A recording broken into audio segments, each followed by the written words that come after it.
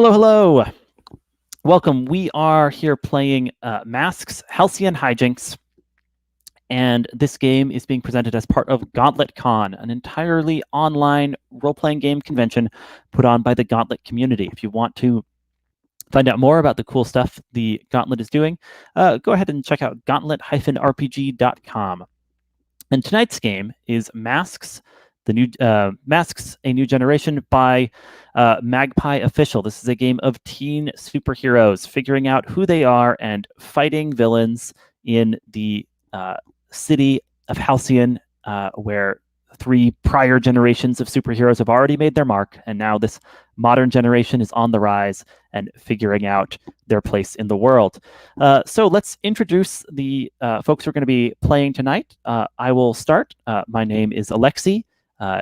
I use he, him pronouns, and you can follow me and my gaming endeavors online at Cloven Pine Games. So check out Cloven Pine Games on Twitter, or my store, Cloven Pine Games on itch.io. I'm very pumped that a game of mine is a finalist for the 200-word RPG challenge this year. Thank you. So, folks, why don't you tell us your name, pronouns if you wish, and online handle if you wish, and then we'll go back around and do characters after that. So starting off, introducing players themselves, Adam. Hi, Adam, he, him, Adam Ultraberg. Maybe by the time this goes up, or certainly by the end of the year this goes up, I'll have Game Society X, where I invite my friends and we play mostly Spirit of 77 in cool outfits. Nice. Steven, you're next. Hey, I'm Steven. He, him. What were the other things? Sorry, I just lost track. Online handle if you want to share it. Oh, yeah. I'm just mostly. I don't really have any other presence than in these things. So that's fair. David, it's over to you. Yeah, I'm David. Like you said, I mostly a David Jay anywhere on the internet. I go by he, him too. I guess I do a little podcast I'm trying to figure out, but floundering a lot, called This American Dice with a D. It's a good name. Finally, last but not least, Kirk. I'm Kirk, pronouns he, him, and I don't have any self-promotion. Woo! All right, time to meet our characters. We're going to go back to the beginning of the Character Keeper, and I'd love you to tell us all a little about this character you've created, and we'll answer your backstory questions along the way, I think. So, Adam, it's you first. Tell us about your character. This session I'll be portraying Zelda Wu, aka Glamis Eventide. Used to be a bookish girl, was in the back quarters of the Halcyon Public Library in the Forbidden Books section. Got sucked into a fairy tale world by the Brothers Grimm, who are evil, or at least tricksy, and spent an entire year questing, solving riddles, dealing with hags and witches and princes and queens, until I finally shattered the spine of the world and found myself back and having missed a year of school, which my parents are frankly furious about. I don't care. I've realized that I was a loser before, and now, having achieved noble titles, can finally start making something of myself. And what's the weapon you've brought back with you from this fairy tale world? Daybreaker, a sword of holy light. More useful. You don't encounter a lot of undead in the real world, but still, you never need to use your cell phone battery as a flashlight as long as you have this thing. So I think we know the answer to who changed you, since it sounds like it was the Grimm twins plus your experience in this fantasy world. Did the fantasy world have a name of its own, or it was I based on my research, since I think it was based on fantasy Germany, but every place in the checkerboard kingdoms, was always the castle or an ancient place. Even the peasants talked that way. I see. Who takes care of you now? Have you been able to reintegrate into your civilian life, or has that been a problem? That's been really awkward. I've been out of school because my parents kind of filed an insurance claim after I was missing for a year. which means returning to school as Zelda Wu is a problematic thing. So I'm staying with my aunt for now. I'd love a name for that Aunt Wanda. Wanda Wu. There we go. My dad's sister, yes. Sorry, trying to make sure that we hit all of the full backstory questions. No worries. I sadly don't have memorized. Do you have that open in front of you? Yes. Who changed you? How did you escape from them? Who outside the team tries to take care of you? Why do you try and be a hero? I think I've answered those. Tell me a little about why you try and be a hero, though, because you could try to just be a normal person again. Well, I'm legally dead, so that's a downer. And you figure the best thing to do in that case is fight evil in whatever form it takes. Yes, I have. The sword doesn't work if I don't fight evil, and I don't. Otherwise it's a rusty relic I have to keep around. Fascinating. All right.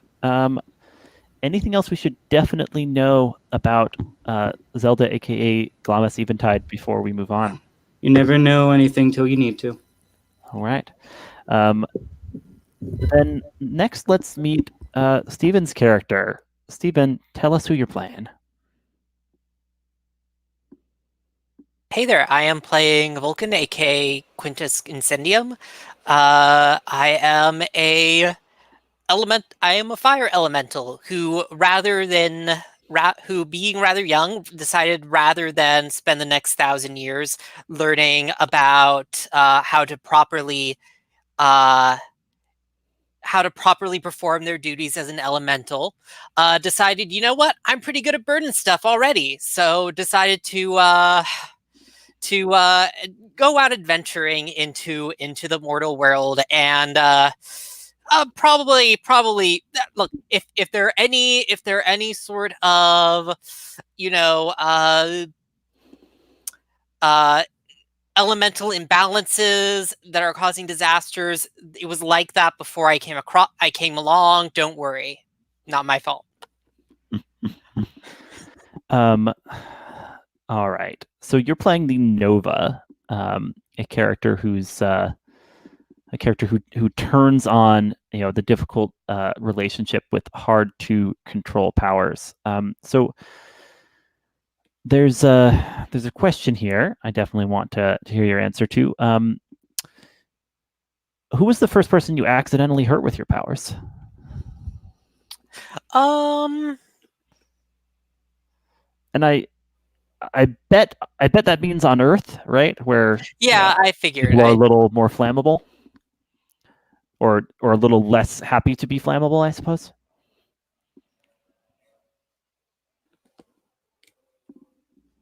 Well, okay, look, it wasn't on purpose, but I sort of burnt down a park. It happened to be there where I was entering. And did everyone get out okay, or did someone bear some marks from your entrance?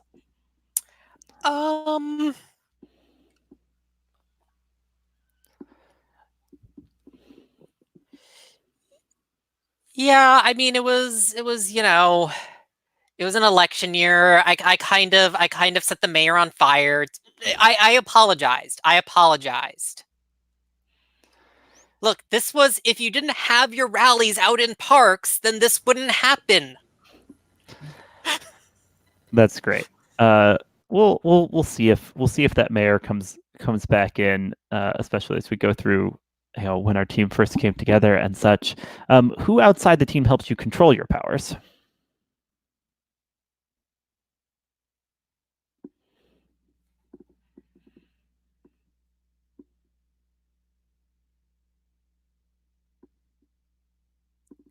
You're muted.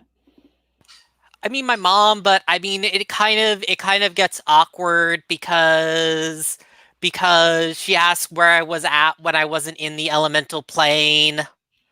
I have to sneak back in through a window into the elemental.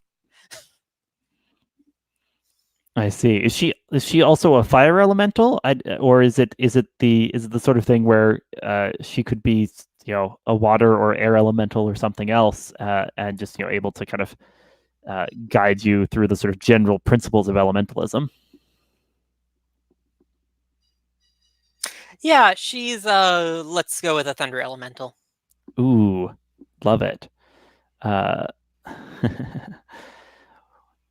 Why do you continue to use your powers? It sounds like you just think your powers are great, and you want to throw them Because around. they are. All right. Why do you care about the team? I mean, I do sometimes need help when I accidentally set something on fire for good reason. And the team are good at helping in that circumstance, putting out fires, literal and figurative. Yeah, they're good in that circumstance, and like there are not a whole ton of elementals my own age. Most of them are over 1,000 years old. There's a very large age gap there.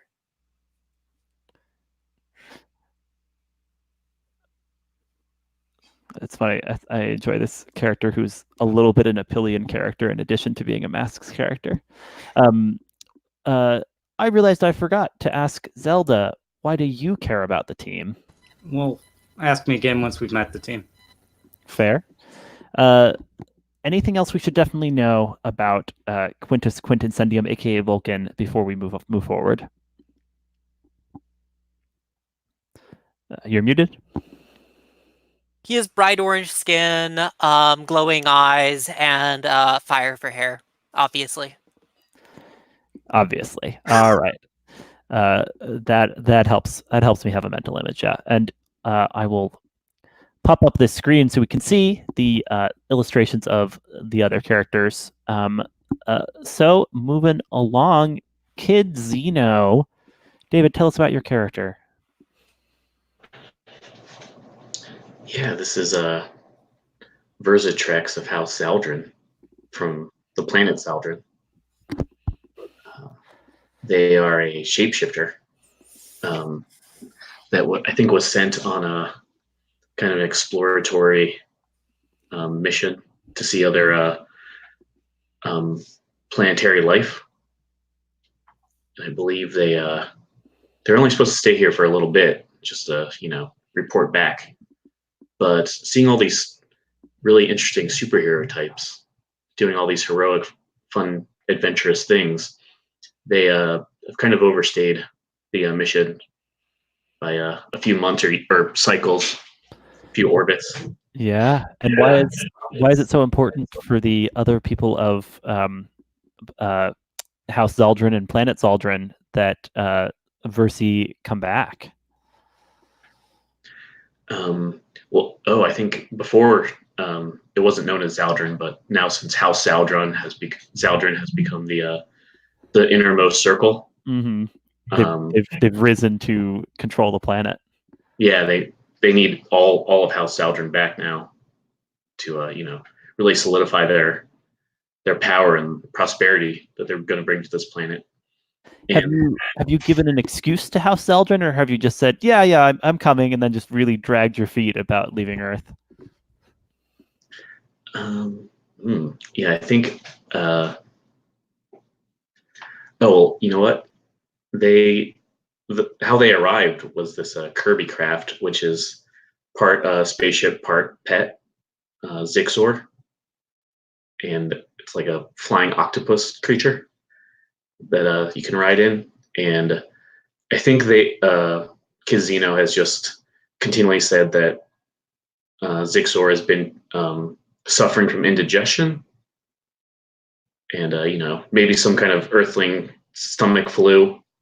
So you gotta wait a little bit until they're properly healed to make that cross galaxy journey back.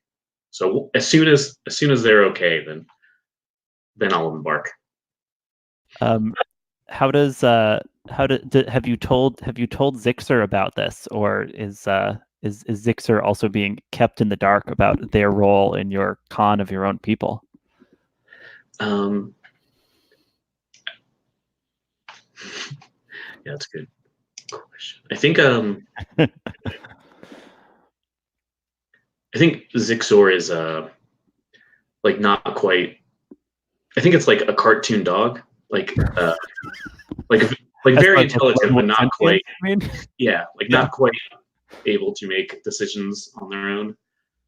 So maybe it's, and I think it communicates telepathically. So maybe it's has been kind of wondering to Versi, Kidzino, oh, why haven't we left yet? And just Kidzino gives Zixor some treats and just like, don't worry about it, we're fine. That's great. And why do you care about the team, Kidzino?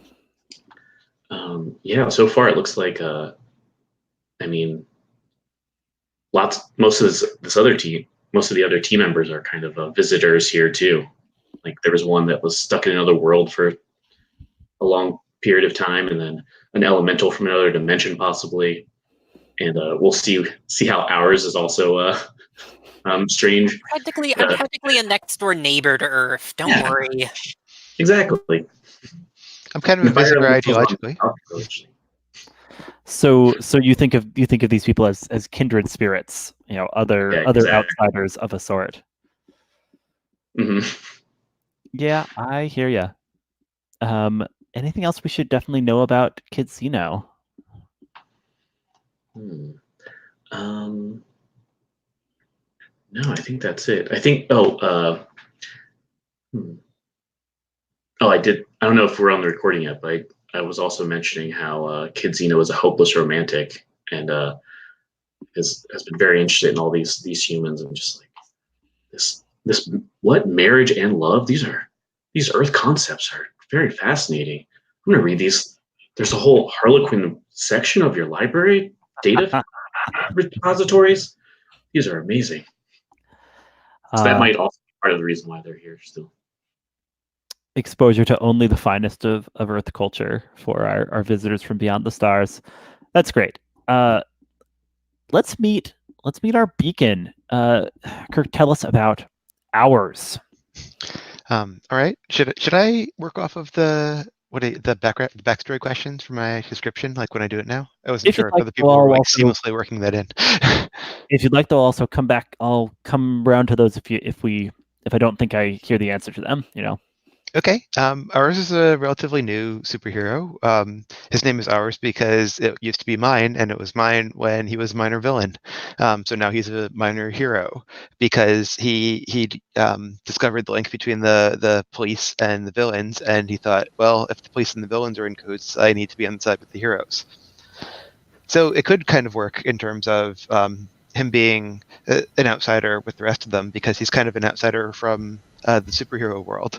There's a question here that's who outside the team thinks you shouldn't be a superhero, and I think the people that think I should be a superhero are some of the other anti-heroes, and everyone else thinks that I shouldn't be a superhero.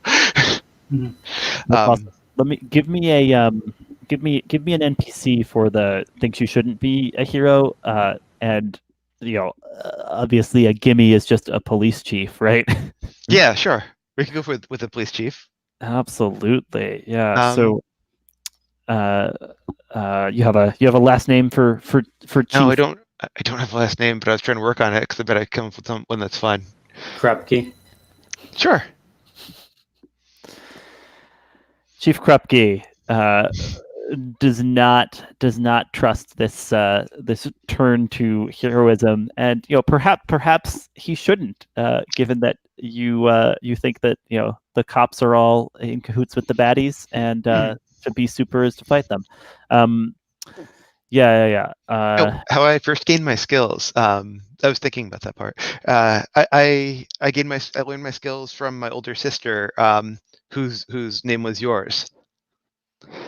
And her name was Yours because she'd really give it to him. So she was the like higher class of cat burglar slash. Yeah, I mean, Vigilante. better than me, but still not great. She's still just a person. Is she then at large, and what does she Oh think? no, she's in prison. They got her. I didn't go solo until they made me go solo. Okay. Do you visit her? Yeah, I visit her. I try to visit her as often as possible, And which is what, like weekly. what does she think about your attempt to go to make a face turn? She shares my opinion of it. She doesn't so much see it as a face turn because we never saw ourselves as heels. Don't call it a comeback. All right. No. One or two more beacon questions, I believe. Why do you care about the team? I care about the team because they're like crazy, fantastical people and space people and people that are on fire, and we can beat up so many cops together. They don't have like the same, or for the most part, they don't really have the same values as everybody else here, so they're kind of like me. All right. There's a few things that as a beacon you have as drives. Which drives have you chosen for this beacon? I chose punch someone you probably shouldn't, get drunk or high with the teammate, reject someone who tells you you shouldn't be here, and save a teammate's life. All right. We'll see if we can hit those drives. Other players should also keep an ear out for those. Let's do the next bits of character creation, learning about when our team first came together, and then building the web of relationships and influence among our players. So back over to Zelda. Sure. When our team first came together, we defeated a dangerous enemy. Who or what was it? I'm going to say a quad elemental monster. A what elemental monster? Quad elemental. It had the 4 classic elements: All earth, right. wind, fire, water. So we got an elemental creature with fire, water, air, and earth. Mm-hmm. Ugh. I mean, it is a bit like looking at like thinking about really just to explain it. It is a bit like you looking at a giant monster composed of 4 humans joined together at the butt. Well, it was cycling between the 4, and I still blame you for it. So, what was it doing that you had to stop it? it was destroying the other park. Oh man, the city can't The one with the lake. The city can't have any more elementals, or it's gonna just lose all of its parks. Mm-hmm.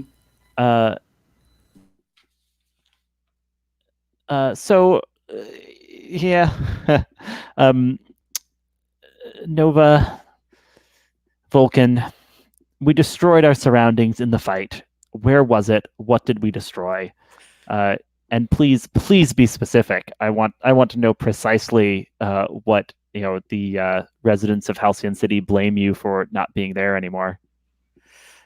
Okay. So I apologize. I apologize again.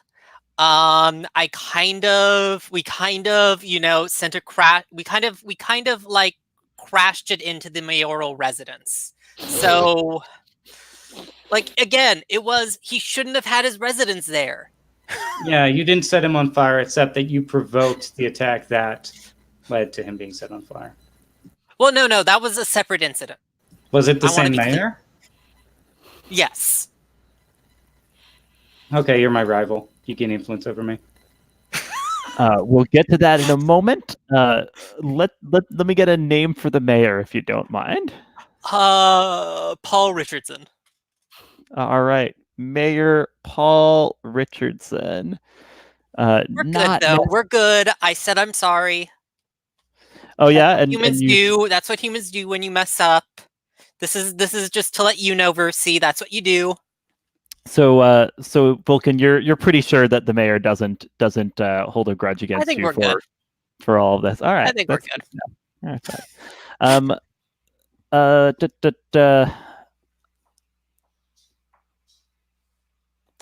Yeah, Mercy, Kidzino.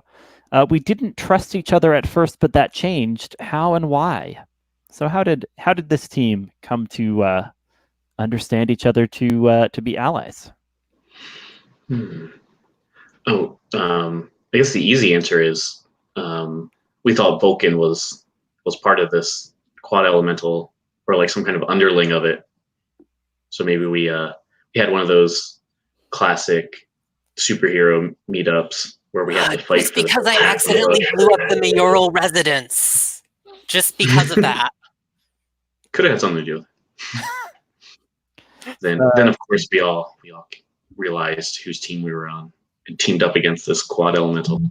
Remind me of your powers, Kidzino. That's Kidzino. right. Mine were start with flight and pretty tough, and then I added density control and radical shapeshifting. How radical is that shapeshifting? Yeah, I think it's. I'm thinking. Let's see, what would be a good example? Just like mimic style from D&D. You know, it's like I could be a chair if I want, but also I could look like Mayor Robinson.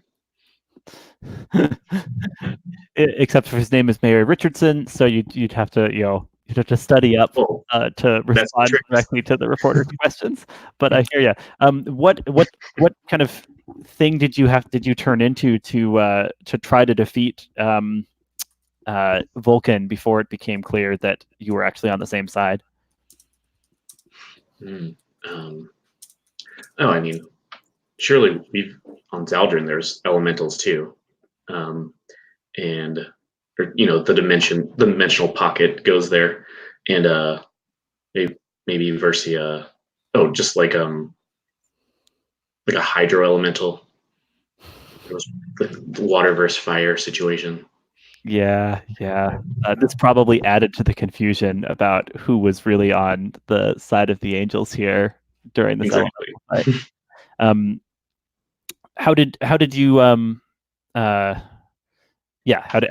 did you convince the others that you two outsiders were in fact here to defend the city? I guess actions speak louder than words, right? When this larger kind of threat became apparent, and that we were all against it, it was pretty. Yeah, that works absolutely. All right, finally, a question for our beacon. So, Jason, you found signs that this incident was just the start of something bigger. What were the signs? I was there during the whole catastrophe trying to evacuate the park because there wasn't anyone official evacuating the park. And the sign that I found there's something deeper and larger about this issue is that all the cops that were in the park were all protecting the mayoral residents. So I think they all knew this was going to happen. Interesting. I got framed by a false flag operation. Exactly. Show them. Was Chief Krupke there or conspicuously absent? Conspicuously absent sounds a lot more fun. Absolutely, yeah.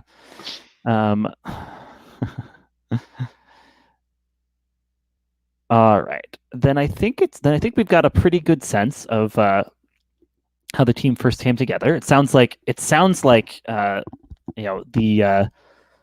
Nova and the Outsider were able to kind of match this elemental a little, and I'm sure that Daybreaker Sword delivered the finishing blow. But the Beacon proved himself by keeping civilians safe, something that so few of you were doing anything towards. Though perhaps you're getting better as a team. You've been together for a little bit. We know this flashback to when we first came together shows just the beginning. So we can always hope. Let's learn a little about the relationships among this team. So Zelda, aka Glamis Eventide, you have a love and a rival. Tell me who they are. I've known Jason since like kindergarten, and now that I'm Galamus, I finally have the crush ability to tell him. Although when I'm not holding my sword, I become kind of a wallflower again, and I don't trust living fire. So that's the rival right there. I see. So Been that tricked makes, by fire before. I see. That makes Jason your Oh, but love. if I were in water elemental, everybody likes the Vulcan, water elementals. your Well, they had a lot rival. of wisdom, but even they argue amongst themselves, like the river and the ocean. Nice. And your influence. Same. All right. So each of you, as rival in love, Vulcan and Jason, should jot down that you have influence on Zelda. We'll have everyone keep track of influence they've received, and that second column of influence canceled is for when you've canceled the influence of an adult, because adults have influence over you by default. So it's only notable for when you have chosen to cancel it, and jot that down there. Next, Vulcan. You've got some relationship questions. Tell me what they Somebody are. has my influence on thing highlighted.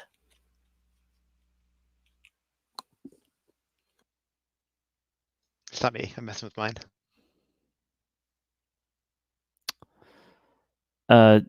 You should be able to write something down there nonetheless, right? All right, looks like it's been solved.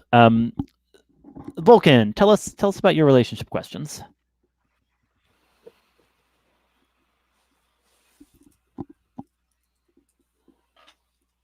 Oh, right. Well, I think obviously, I'm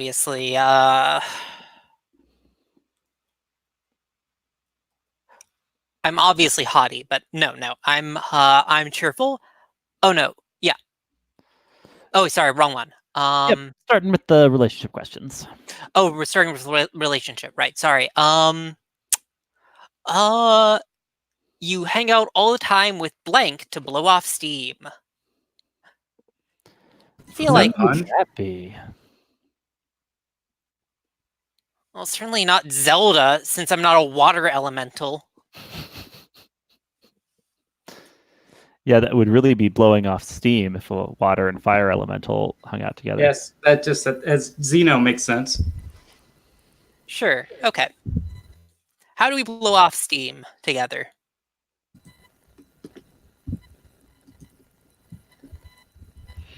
Oh, maybe with the radical shapeshifting, Mercy is kind of a like fire doesn't really bug them too much. Like if they get burnt, they can just the scar tissue. That's fine. Just slough it off, make some new cells. So you can use your powers to their full extent. You blow off steam by sparring? Yeah, that could work. Does that work for you, Vulcan? Yeah, that works. Or just like letting loose, like, oh, I don't have to keep cool in front of these flammable people as much. That works. And then I should just do the other one too. Yes, Sure. please. What's your other question? I once heard blank when I lost control of my powers. Oh, one of your teammates here. Which one do you want to pick? I mean, Jason is the most flammable probably, but I mean, it would give a reason why Zelda considers me a rival. True. During that first fight that I forgot. accidentally unleashed on you. What was that? Zelda, what do you think? Could go either way, frankly. Your call. Yeah, I'll just go. I accidentally unleashed my powers on you. All right. And Zelda, one thing I wanted to check. Which role did you choose for? I am a friend. You're a friend. Okay. So you get a bonus for comforting or supporting your love or rival. Yeah, they mark XP when I comfort and support them, and the reverse is true. So And we're Nice. going to level up in this one shot. There we go. Very good. And finally, Vulcan, your demeanor. Right. I am I'm very clearly have a happy facade, and so everyone has influence on me. All right, everybody mark down influence over Vulcan. Moving along, Kid Zeno, let's talk about your relationships. You've been learning about Earth by spending time with blank. Who do you think that is?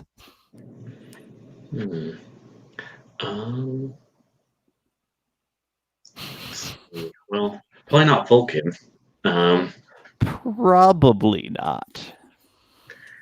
Yeah, the real thing is Probably Jason. Pretty good at Yeah. humaning. Yeah, that makes sense to me. Does that make sense to you, Jason, that you've been spending time with Kid Zeno and helping them learn about Earth? Oh yeah, I'm a really good influence. Yeah, I like how in the game without a delinquent, the outsider learns from the delinquent/reformed-esque beacon. Classic. And you have a crush on blank, but you keep it under wraps. Who's that, Kid Zeno? Yeah. One question before that. Do we know everyone's secret identities? Yeah, why not? It's a one shot. Yeah. Okay. Yep. Nobody here is a Janus, so there isn't any there's less built-in drama about revealing identities. So if you guys are okay with it, it might make sense to specify you all know each other's civilian IDs, such as they are. Makes sense to me. Let's see. All right, that crush. Yeah, I think it makes the most sense to go with Zelda here. And what do you find so fascinating about Zelda, Kid Zeno? I think all these. See if I remember correctly, you were saying that when she was, whisked away, she kind of became sort of a noble in this fairy tale world. So maybe that's how. Oh, my house is also noble. This is you're like an Earthling princess. I don't dissuade you of that notion. Yeah. Yeah, I like it. Finally, your influence. Who do you give influence to? Oh, right. Yeah. Yeah, absolutely cheerful. So everyone has influence over me as well. Hey, everybody jot down that you have influence over Kid Zeno /Versi. Very good. Then last but not least, the beacon. Ours, blank is awesome, and you take every chance you get to hang out with them. Who's that? I think Glamis is awesome, and I take every chance I can to hang out with them. And yet you are oblivious to the crush that she has on you. Is that correct? Yes, and also I think you're going for like a bit of a tuxedo mask and Mamoru thing, right? Well, she's just extremely shy. When she wields the sword, her hair grows and her face is glowing, and people don't know it's the same person. I see. Yeah, so that's what I was thinking. So I think Glamis is super cool, and I see Zelda sometimes, and she's like my friend since I was a kid. She was missing for a while, but like we're still good friends. I kind of think he's so stupid that he's playing me along and playing one long joke by not knowing I'm the same person. So I haven't told him, but I'm getting really sick of it. Okay, so this is literally the Superman Clark Kent thing where you don't know they're the same and you have a crush on one and a platonic relationship with the other. Yeah. Okay, just checking. Also, you've got to prove yourself to blank before you feel like a real hero. Who's that? I think I need to prove myself to Vulcan before I feel like a real hero, because Vulcan can just like blow up a whole park. Like, what do? I like jump around and like steal a stun baton or something. Yeah, that is pretty unimpressive. And nothing says heroism like blowing up a whole park. Yeah. So it's pretty important to earn. There aren't that many parks left. Yeah. He's blown up like most of the parks. There are 3 other parks, and then the industrial park, and then Seven checklists. and the green. No, you're right. That green thing over near the harbor. All right. Or Tell playground. me about that last. Tell me about that last thing. You give influence out on you. Who do you give influence to? Oh, I feel extremely enthusiastic about everyone, so I give influence to 3 of my teammates, which is all teammates. Hey, look at that. Everybody's got influence over ours. Please do jot that down. All right. We've got a sense of who this team are, how they came together, and how they feel about each other. We'll take a short break. The last question I'll ask before that break is just where does this team hang out when they or meet up when they all get together? Like if our episode opened on a gathering of the team, where do we picture that happening? And you know what? I'll ask that to the character most associated with Earth. Ours. Where's the team hang out? We have a secret hangout that's an abandoned Starbucks in a bad part of town that used to be a really good part of town that used to be just an okay part of town. And then a Starbucks opened and everything went downhill, man. I missed a lot when I was gone. All right, see you guys in 2 minutes. And if you're watching live, just read a book really quick, I guess. I think we'll actually take like 10 minutes here. Also to help me compile some of these ideas. So all right, at 25 past the hour, we will reconvene. See you guys then. Did you just say that Asbestos Park is the area? That's really funny.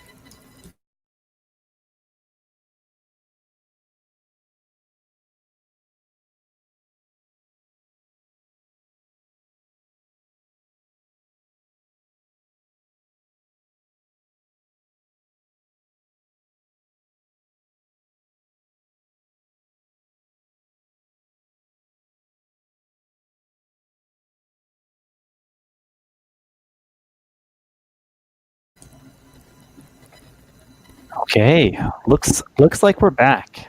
Hey, everybody, ready to launch into the game? Let's do it. All right. So,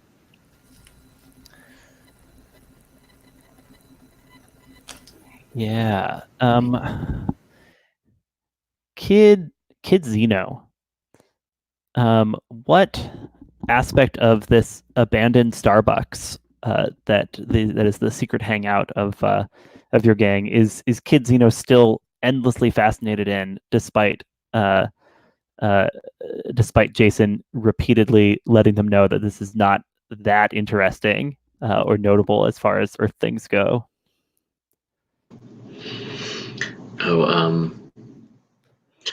So it's one of those like, I think I've seen this in Starbucks before. There's like a big mural of like the map of the Earth, and all like, this is where we get our coffee beans.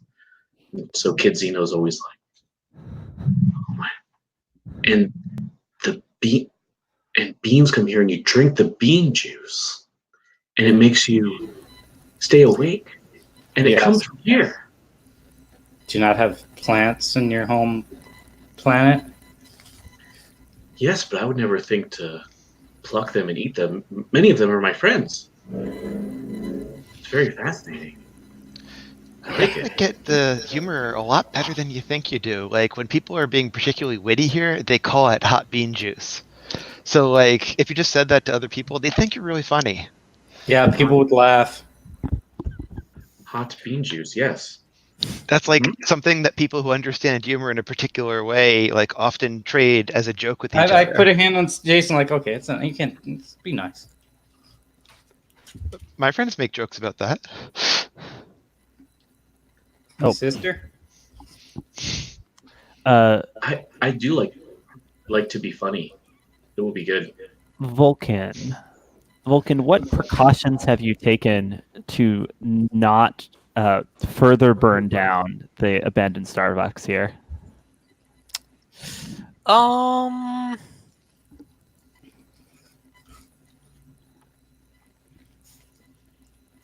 I mean, I've gotten better at keeping myself at a low heat.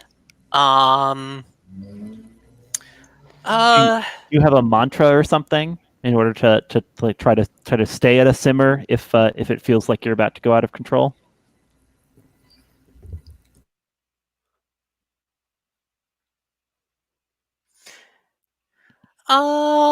Yeah, I try to meditate a bit. I also though got a couple fire extinguishers for when that doesn't work. Fair enough. Oh yeah, Zelda / Glamis. You've got this thing going on where Jason doesn't realize Zelda and Glamis are the same. Another one of his great jokes, like bean juice. I see. How do you decide like which person to turn up as when you come to meet people at the Starbucks here? I'm currently Glamis. And do you have to have the sword drawn to be Glamis? No, I keep it on the hip. Okay, got it.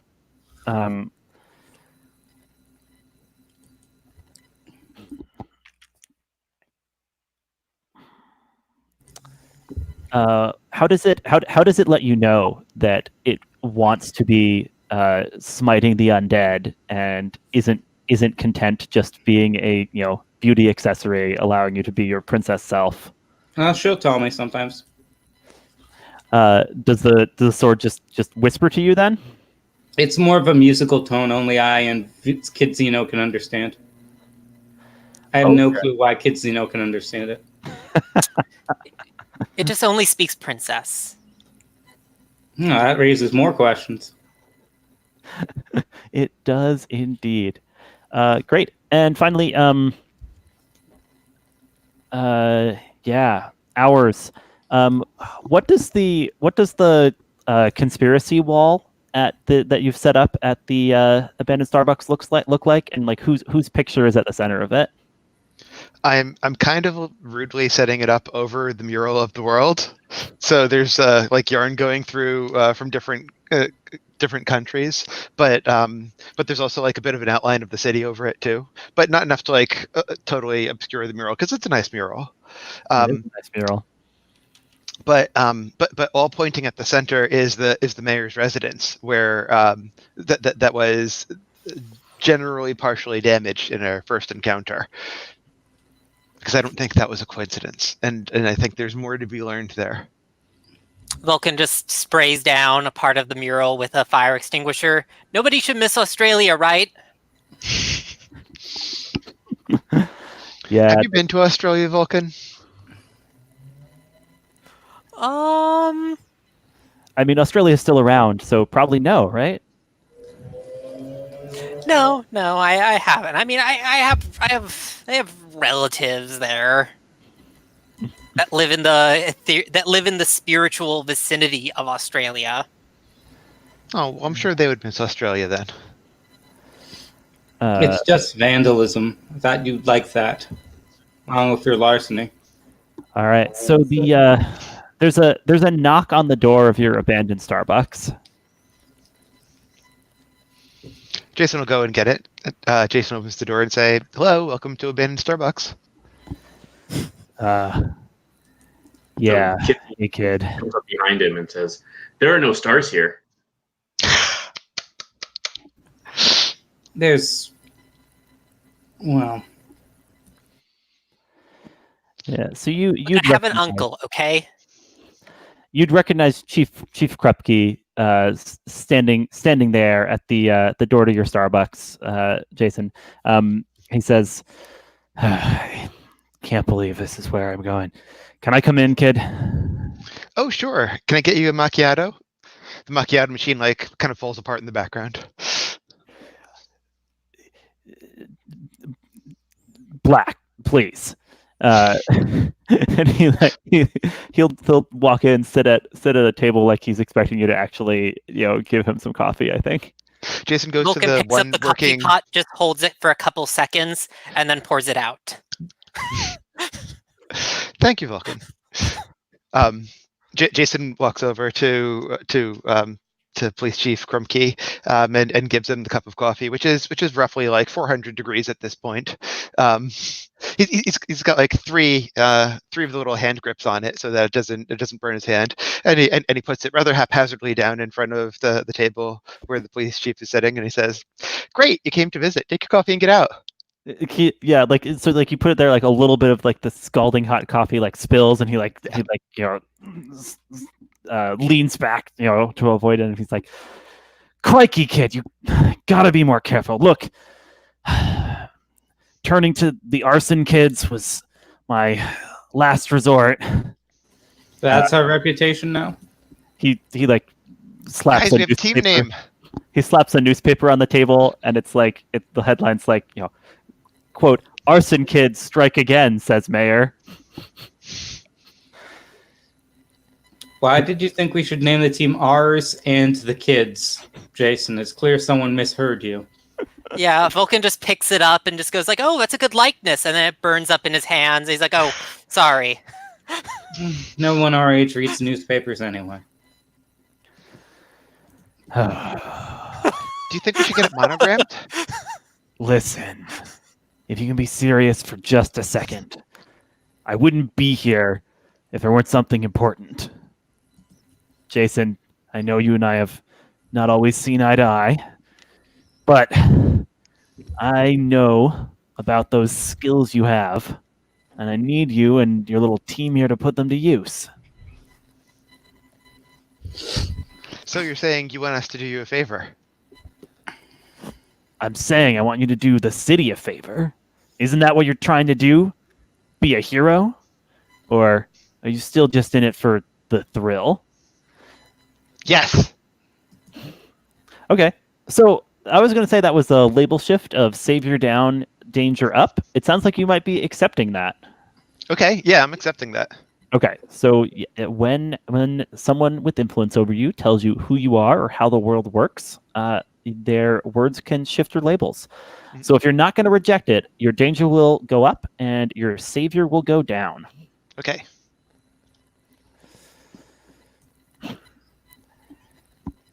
He sighs heavily. He looks over to you, Kid Zeno.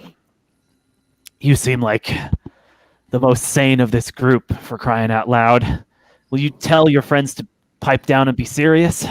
We're being serious. We're just being disrespectful, which is accurately reflecting the relationship between our two groups, I think.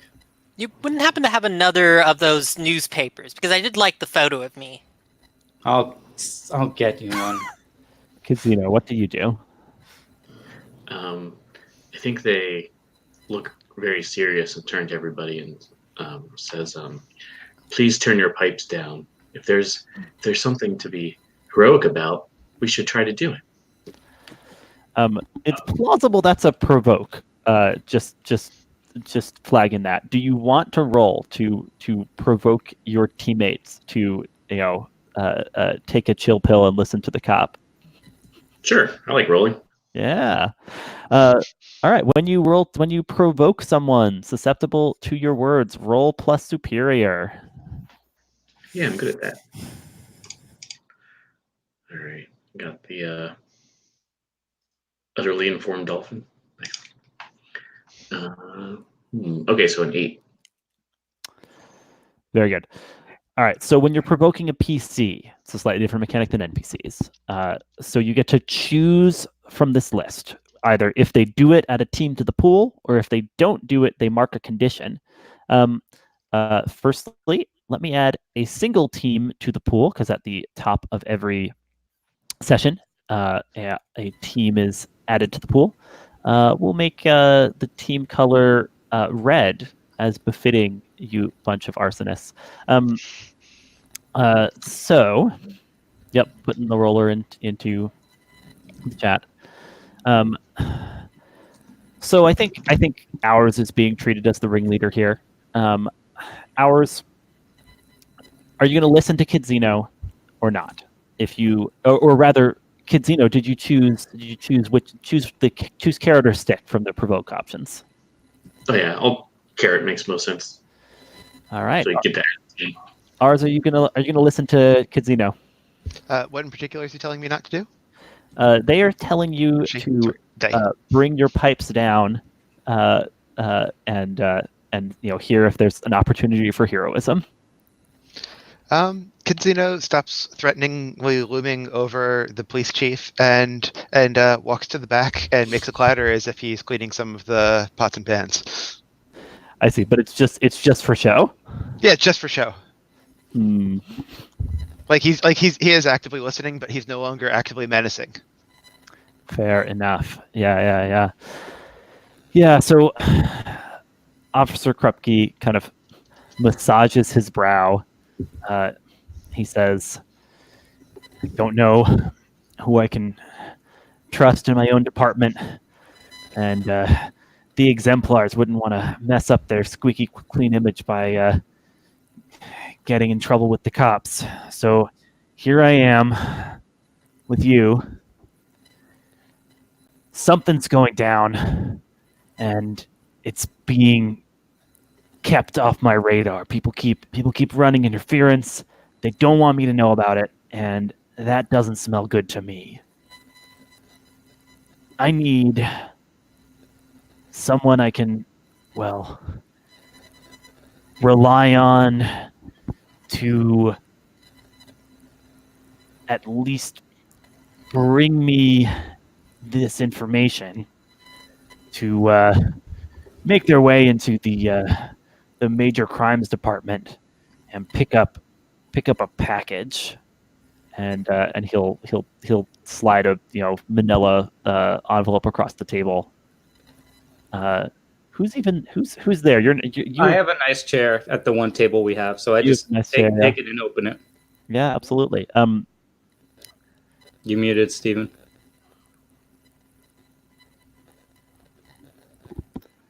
Was that something from Vulcan? Because Oh, sorry. I realized something. I just imagined that I was actually just about to reach out for it and pick it up, like, no big deal. And then you just snatch it out from under me. I just put an arm up. I don't even look. Maybe I just put the sword up faster than you think I could take it out and just kind of guide your hand away from it and look at it with the other page. Yeah, the sword lets out a like pleased little musical chime, like it's happy to be helping to corral this elemental. Mhm. Yeah, and you check out this manila envelope. It looks like there's just a distinctive briefcase, like a kind of bulky metal reinforced briefcase that the chief has like grainy picture of, right? Like clearly something like snagged through scouring through security footage, and he's like, nothing like this should be coming into my department without me being told, but I'm getting stonewalled here, so that's why I need you to break in, or well, I don't even know how you do it, but get into the major crimes unit and bring me back this briefcase. Jason comes back with coffee made exactly how everybody takes their coffee and places it down in front of everyone. So you want us to break into the major crimes unit? Oh, also, how does everyone take their coffee? Yeah. What's everybody's coffee orders? I got to hear this montage. Zelda, or sorry, Glamis. Gray. Vulcan. Raw coffee grounds. Kid Zeno. You don't eat plants. The plants are your friends. They only eat animals. Maybe they're just eating the plastic cup. No coffee is your coffee order. Jason, is there one for you too? Oh yeah, half calf splash soy. All right. Yeah. Krupke looks around. He's like, "So, are you in?" Yes. So the chief of police is telling us to steal from the Major Crimes Division. This can't possibly be a trap. Well, I never thought I'd see this day either, kid. Krupke, can we have a little privacy to discuss this? He kind of sighs, like scoots his chair back and like turns it around. So why don't you step outside for 2 quick minutes and then we'll confirm or deny with you. But obviously we wouldn't ask you or the department for a favor without letting you discuss it with your compatriots. Jason gives him a cruller and a doggy bag. It is ancient, but still edible. He shakes his head. They are delicious. Steps out the door. Wouldn't you like to not be in this room for even a little bit? Slams the door shut behind him. There's the little like ding of the bell above the door as he's given you the space. Yeah, Glamis, what do you say? I think we're in. We should probably evacuate the building before knowing our penchant for destroying the domains of men. But yes, could be interesting. We could try to do it quiet, and then if things get loud, I'm sure the building will evacuate itself. The big bad wolf said the same thing. Is Vulcan saying something? Sorry.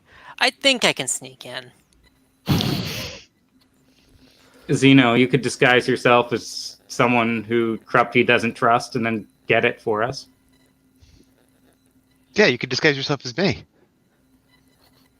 That one is more than enough of you, Jason.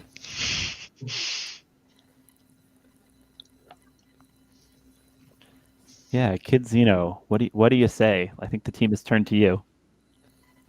Yeah. That should be easy. All right, so he comes back in. We give him the thumbs up and ask him who he doesn't trust in the department, who could go in and get the object without getting caught on with. Yeah, totally. He gives you the name of Detective Hannah Mikolos, and says, just a real attitude on that one. Don't know why people put up with her, but god damn it, she gets results. Still, I'm worried she's caught up in all this. And do you have a three-dimensional replication of her I could study. See what Yeah, you can they do with just make a it. doll line. And he hands you just a photograph. Do you have a back or side photo? Maybe Facebook or something? What do you think I am? Some kind of a creep? Or some sort of a cop? Jason pulls up her I had profile on Facebook. Here it is. that. Thank you, Jason. He shakes his head. He's like I said, I don't want to know anything more about how you're doing this. Just meet me back here with the briefcase. Let's say tomorrow, same time. Same bat channel. I don't It's want to been a hold on delight. to the case for an hour. We can do it in 3 hours. Unless you're off for somewhere tonight. He turns back to you. Pretty cocky there, princess. I'm not a princess. Just careful about writing checks that your sword can't cash. That's all I'm going to say. I don't write checks. I'm 16.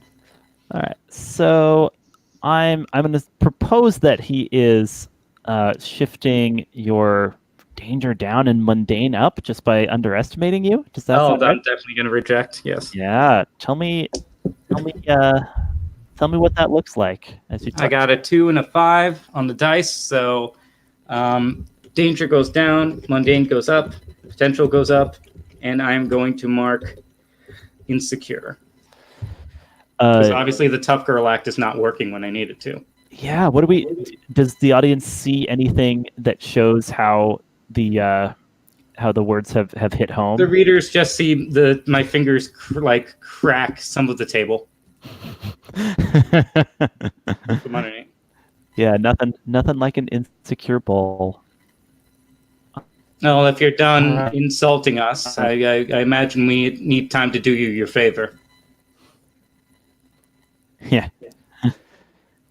Maybe we'll get along better than I thought. He's clearly slightly heartened by this dynamic. It seems like some degree of kind of collegial insults is his leadership strategy. Yeah, he kind of gives you a ironic little salute and heads out of there. Do you have any more kind of planning amongst yourselves? Because I'm also up to smash cut to the plan and see how it and flashback to contingencies as needed. I had an idea for how to get the officers out of there, but what are you thinking, Kirk and Stephen? I was thinking before we go, I wanted to sit and have a cup of coffee with you because that officer was very mean to you, and I care about my friends. All right, so I'll go over to the other table that's not really there, so we have some privacy, with the 2 stools. Mm-hmm. Don't worry, those 2 don't really bother us anyway. They aren't people who would say anything mean. All right, I've dealt with him so for I quite cut some my time. hair, and my face stops glowing, and I'm Wendy again. Oh, or Zelda? Yeah, son Zelda. Gotcha. I'm Zelda. Sorry. Oh, Zelda, I didn't notice you come in here. Anyway. Wow, we're really playing it this way. All right. Wow. This is totally just a joke, too. Not in character saying that. I totally didn't notice you come in here. So, Police Chief Grumkey was just here, and he was saying some really mean I things to his grab the friend sword, and my hair grows long in front of you. You're no fun today. Thank you. Glamis, did he hurt your feelings?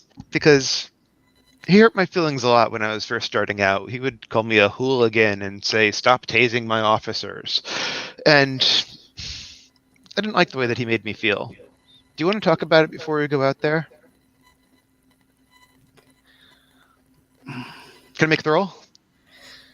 Yeah, roll it. Thanks. It's just +2, right? +1, you have influence over me. Oh, okay. Yeah, influence helps with moves targeting fellow PCs.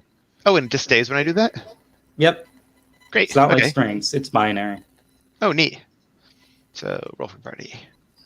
You can spend it to get an even bigger bonus, though, right? Oh, you actually can give up influence on someone to take +1 against them. giving up influence, you can also burn your influence to inflict a condition on Yeah. someone. Nobody ever remembers that because, It's very rarely useful, but Well- sometimes it is. if you, Well- you can totally string moves to be like, I gain influence over this villain, then I immediately burn influence to inflict a condition, right? You can take a villain out by insulting them that way, but nobody ever tries that for some reason. What did you get? With my +3, I got a 6. I'll spend a team from the pool actually to make that 7. I'm sorry, I wasn't very comforting today. No, fair enough. Tell me how you like see that Jason is failing to comfort you, and then like give him the leg up to make him actually able to comfort you, Glamis. All right, I put the sword on the floor, just out of range completely, and I look over him at Wendy, and I just say, Zelda. God damn it, Wendy Wu Hokumkin Warrior is in the back of my head. Yep. I knew this would happen once you like named your Aunt Wanda and started Yeah. that alliteration trend. Yeah. All right. Zelda just looks over and just look. You are like nobody else I know, which makes you fit in very well here. But it's not about what you feel; it's about what you do. I've learned that in the books. So as long as I'm able to do the right thing, we'll be fine. Jason puts a confident hand on Zelda's shoulder and says, you're right. Do you want to go beat up some cops? That's not part of the plan, but yes. Oh, I thought that'd make you feel better. It always makes me feel better, too. All right, let's go. Does the bull friend move trigger here? Yeah, I'm actually marking 2 potential, one for opening up and another for the thing. You're not clearing your condition. No, I'm still insecure as hell. It's just Jason telling me to like, let's go beat up cops. How am I supposed to feel like, yeah, this is the role you're supposed to play in society, Zelda. Go beat up some cops with aliens. Yeah, absolutely. Kid Zeno, you've received a photograph and some Facebook glimpses of the person you're attempting to impersonate. Do you test out your shape-shifting powers, seeing if you can take on this form? Yeah, that makes sense. Here's my question: do you think that's an unleash, just to kind of accurately portray a specific human? So we've heard you become various creatures and elementals, but I want to check in: is turning into a specific human well enough to fool their coworkers something that you'd need to press your powers to the limit for? Yeah, I like that. All right. Please roll plus freak. 7, just made it. Okay, so you get a choice when you unleash your powers and get 7 through 9. You can mark a condition, or the GM will tell you how the effect is unstable or temporary. Oh, it's way more fun if it's unstable or temporary, right? Oh, totally. Yeah. So we see you get we see you hit the, hit the form, right? And like, Vulcan, are you like watching and checking and giving Kidzino a thumbs up for succeeding at this shape-shifting task? Yeah. But kind of unseen by you, we see like a reflection of shape-shifted Kidzino, and like we see like the reflection will sort of flicker back and forth between Hannah Mikolos and Kidzino's more kind of alien-looking form. Does that work for you? Mm-hmm. Great. All right. Zelda, you had a plan for getting people out of the building. Since I'm insecure now, I can clear it by doing a dumb plan without telling anyone, right? Yeah. Tell me how you do that then. All right. So I stride in my Zelda form into the front desk of the office. I slide face down a piece of paper on the desk sergeant's little lectern, and all it says on it is Krupke knows. And then I'm just going to walk right back out. And I just tell Veritrex, they're moving the package. You have 15 minutes. Hannah. I see. So your plan here, to be clear, is to tip off the cops that the chief is suspicious of, Mhm. in the hopes of fleshing them out. Yep. Okay. Yeah, that does sound like foolhardy action you've taken without consulting the team. So please go ahead and clear insecure. Wonderful. Kid Zeno, what's your angle of approach?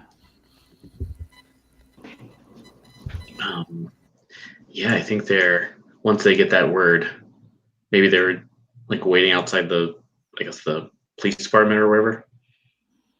And just like, Yeah, the Major Crimes Division. now I'm imagining this, I forget her last name, but the Officer Hannah, like with this like severe like ponytail and everything. Yeah, sure. And so she try like theoretically as professionals as at least Kid Zeno can attempt just kind of walk into this area and look for the major crimes unit. Yeah, Major Crimes Division. And what do you see as you walk in that lets you know that in Halcyon City, the Major Crimes Division is about major crimes, like supernatural, superhuman, and supernormal crimes? Mm-hmm. No, there's it's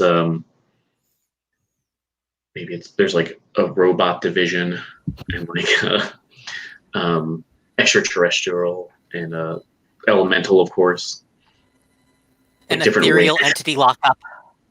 Yeah, exactly. Oh yeah, totally. They've got something built specifically for arresting ghosts, because you never know when you need to do that. Yeah, the EPA hates it.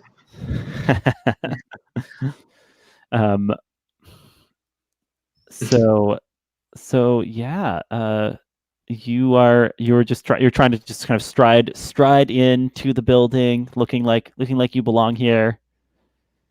Mm-hmm. Yeah. Yeah, and I think let's see if there's a. Go ahead. Oh, please go ahead first, and then I'll elaborate on it. I was thinking if there's like some kind of reception, but if someone's coming right up to Hannah, then go for it. Great. Yeah, like a harried looking kind of junior cop comes running over to you, holding some files, and he's like Detective Mikolos. Sorry, the crazy day here. Everything's getting moved around. They wanted you to talk to that kid they brought in. Maybe you could get some answers out of her. And like he's like piling the papers into your hands. It's really, it sounds like it's really important. They're saying it's crucial intelligence, and above my pay grade, this way. And this is like kind of like bundling you towards a wing of the building. What do you do? Oh yeah, okay, awesome. I think, and as Hannah, she's like, well, okay, cadet, but we need I need that short case or briefcase delivered to me immediately, and kind of trying to protest, but then I think just easily being corralled into wherever they're taking me. Yeah, so I don't think this necessarily rises to the level of a provoke if you're mostly ending up going along here, or are you trying to push this kid to be part of your plan? Yeah, I might provoke him just to get the briefcase and bring it to her. All right. He's like, what briefcase? You have to. Can you? Where did I find this anyway? It's in the major crimes unit. We'll need that. He's like, he like has dropped his notebook or something, so he's like writing on his arm in pen. Briefcase, major crimes. Go ahead and roll provoke to see if you're successful here. Let's see, 6 plus something. I hope Superior is your 2, yeah. so you're okay. Yeah, an 8 again. They either do it or the GM gets to pick one. What did you get from that list? Or sorry, what was your final result? Oh, an 8. Okay.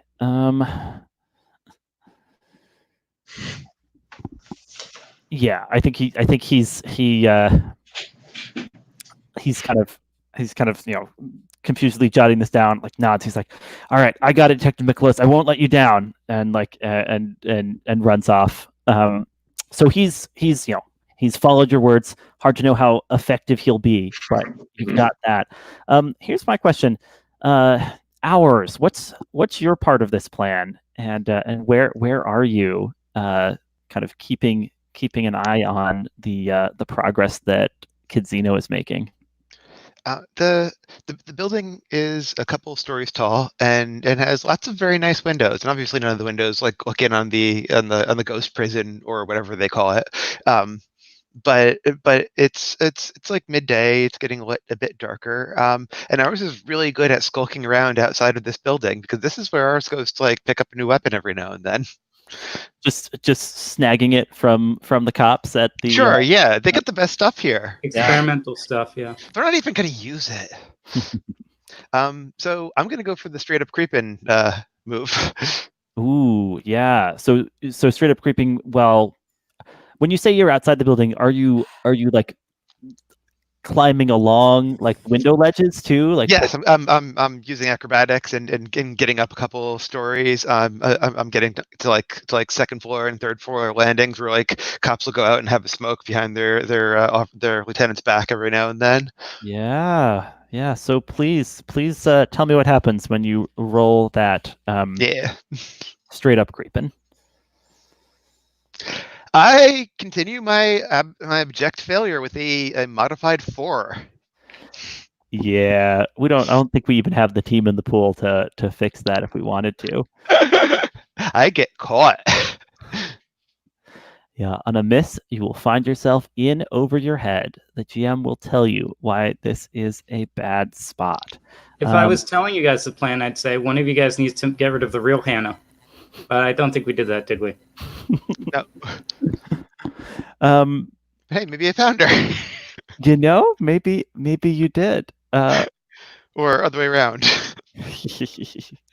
Yeah. So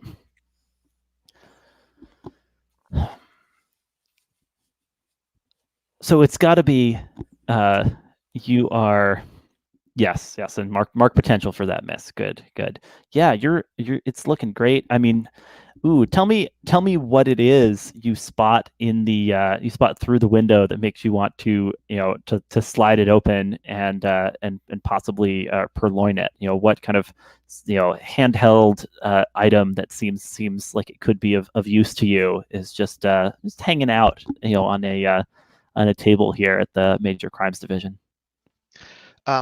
There's a shield, and the shield kind of has like a steaming aura that's coming off of it, like it's some sort of a magical object. And I think, if I got that for Glamis, I bet she'd be really happy. Like, she's got this really cool magic sword. If she had a magic shield too, that'd be the best. She seemed really down before. Yeah, that's awesome. Okay, so yeah, you are you are approaching the magical shield. How did you open? Did you just open the window, or did you do one of those like little things that removes a circle from the window, nice and cat burglar like? Oh no, I waited for a cop to come out of a side door onto a landing area, and he opens the door and he pulls out his cigarettes, and as the door is shutting by itself, I swoop in and quickly get in there, so it shuts, and it shuts with me behind it. Nice, classic. You kind of approach this seemingly unoccupied evidence room to pick up the shield hanging out, and as you reach for it, there's like a snapping noise, and suddenly a kind of metal manacle has just like sprung out of the table, and you find your hand just kind of trapped there, fingers just a tad away from the shield. and a little alarm starts going off, like "Brr, brr, brr," and you hear footsteps headed towards the room that you're in. Let me check in. Vulcan, I assume that you were kind of stationed somewhere to be backup, right? For when things stop being so. Oh yeah, but that was very boring. So Vulcan just went inside. Okay, you just walked into the division yourself. Yeah, I just started trying to like help. And I mean I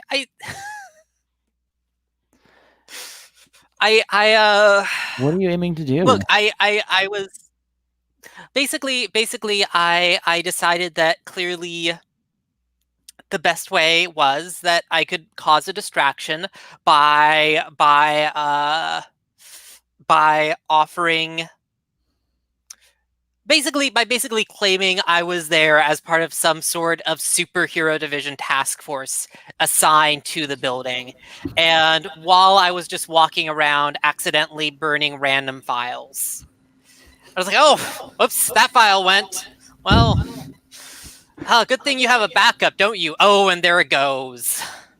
Oh, it can't happen a third time. Okay, so it sounds like there's a couple steps here.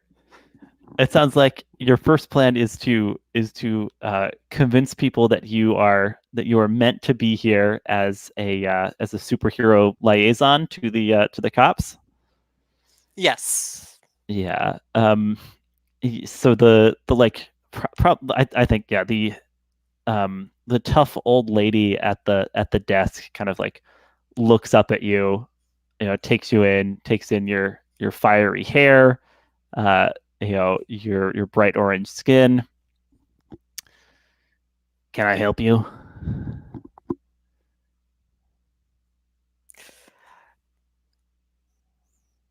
Hello, I am part of a recently formed superhero task force assigned to work with this department. I would not shake my hand, but I am still offering it as part of the ritual. And then I lower my hand.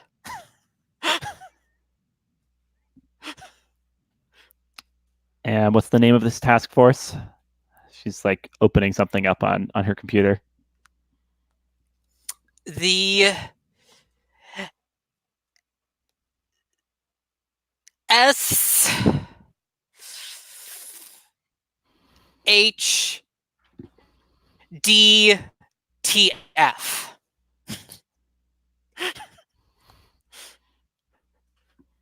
We're very new. Young man. Is that what you are? Young individual who is leaving a trail of ash along my floor. You must think I am the biggest idiot on God's green earth to believe that load of cockamamie. What do you do? Well,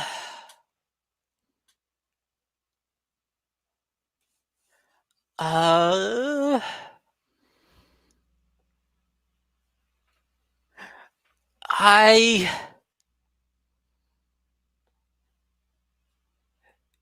do not think that.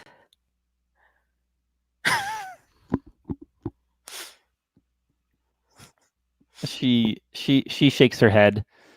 I guess whatever's fueling that, and she points to the flames on your head. It isn't brains, huh? Get out of here before I call someone. Maybe. Oh yeah, it's label shift. I'm gonna call that superior down, mundane up, just by getting getting dissed by this old lady who's unimpressed by your fancy firehead. Do you accept or reject that?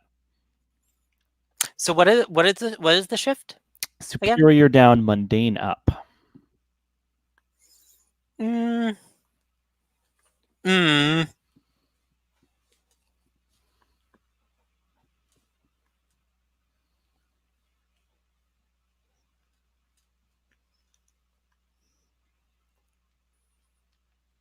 What do you think? I will have you know it is a collection of hot gases in my head, ma'am.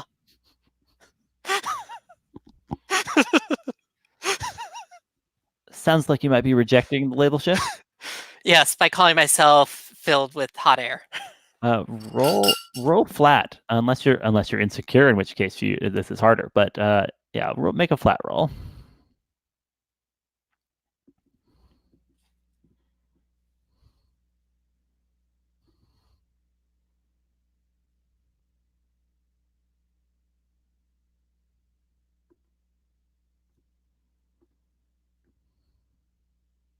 That's an 8. Okay, you hold to yourself and tune them out, and get to pick one of the options there for when you resist a label shift, or reject someone's influence. Right? You can pick either clear a condition or mark potential by immediately acting to prove them wrong, shift one label up and one label down, your choice, or cancel their influence and take +1 forward against them.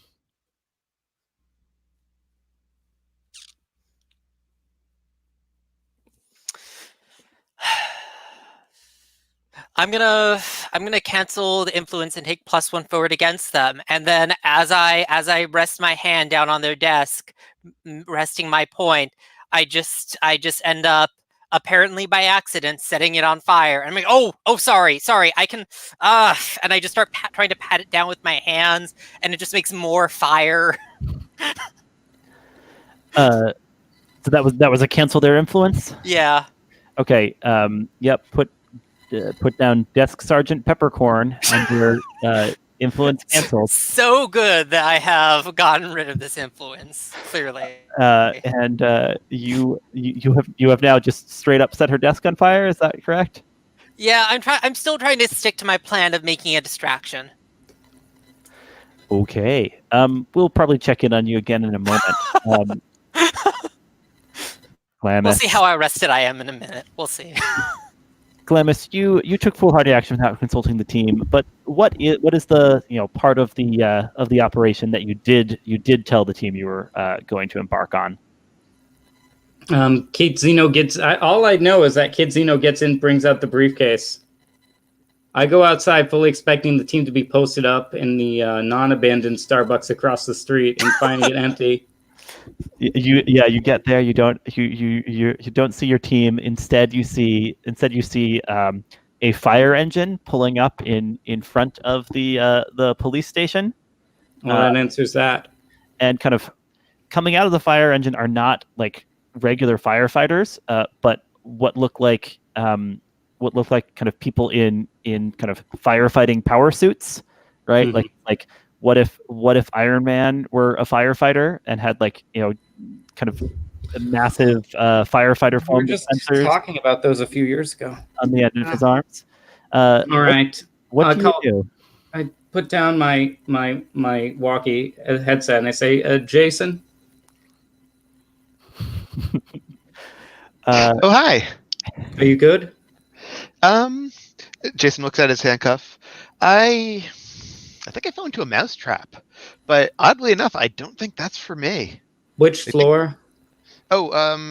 Third by the patio. There might be somebody smoking outside, okay, or he'll be inside not smoking. The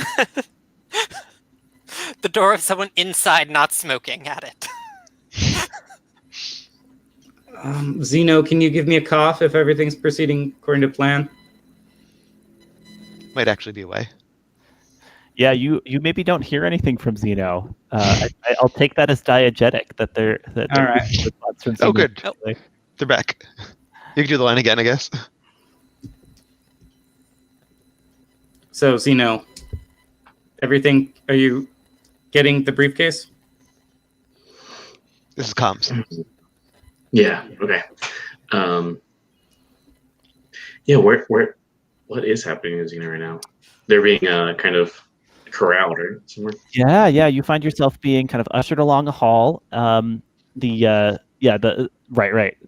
kid who's now got find briefcase written on his hand is like she's right in here, and pushes open the door to what's clearly like an interrogation room and scuttles away leaving it open in front of you. What do you do? Gotcha. Yeah. So I think Hannah says, almost, but I have someone getting that for me. Looks like the lobby won't be a solid exit anymore. So get out through the vents. I'm rescuing you know who. And just like just like Rapunzel's tower, I just go up. I jump a full floor up to the fire escape, make it up the rest in a few strides, and you know who that's specific with this team? I don't want to say. Well, you know who is the person whose name is also an Abbott and Costello bit. Okay. Your favorite. I'm going to get ours. Oh, you mean yours? No, yours is ours is sister. You know. I mean mine, starring David Quaid. You know. Yeah. All right. Speaking of that, I'm actually going to cut back to Kid Zeno. You going into that interrogation room? Oh yeah, this will be easy. Yeah. So kind of sitting attitudinally across the table from you, handcuffed to it, is a Asian young woman with a sour expression on her face. She says, "I told the last guy, I'm not telling anything to you damn dirty cops." Kids, even though Kid is not that used to humans, you probably can see the family resemblance to your friend Jason. I was wondering if this was who it was. Yeah. What do you do? Awesome. I think Hannah sits down, just like, well, you have a lot to answer for. You've broken the law, perhaps. Perhaps you did a gosh darn job. Well, of course it is. As a detective, I know what you've done or haven't. I think you should come clean. Yeah, she like cocks an eyebrow extremely skeptically, and like probably like looks over to what's clearly the like fake mirror, right, or the mirror, the one-way mirror on the side of the room, where like you kids are reflected as Hannah mostly, but then like there's like a little flicker, right, of your of your other self there, and then she like looks back at you like eyes super wide. What do you do? Oh, and you said that Kid pretty much recognizes her. I think you can put the pieces together. Yeah. Mm-hmm. Yeah, I think so. Hannah leans down, just like, tell me more about your broodmate, Jason. My what now? Your egg companion.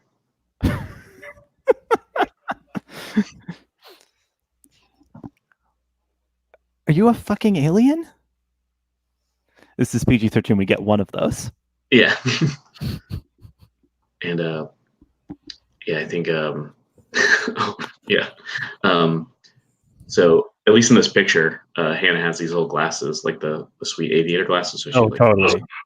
And just like does one of these like weird blinks with the alien, like an alien eye.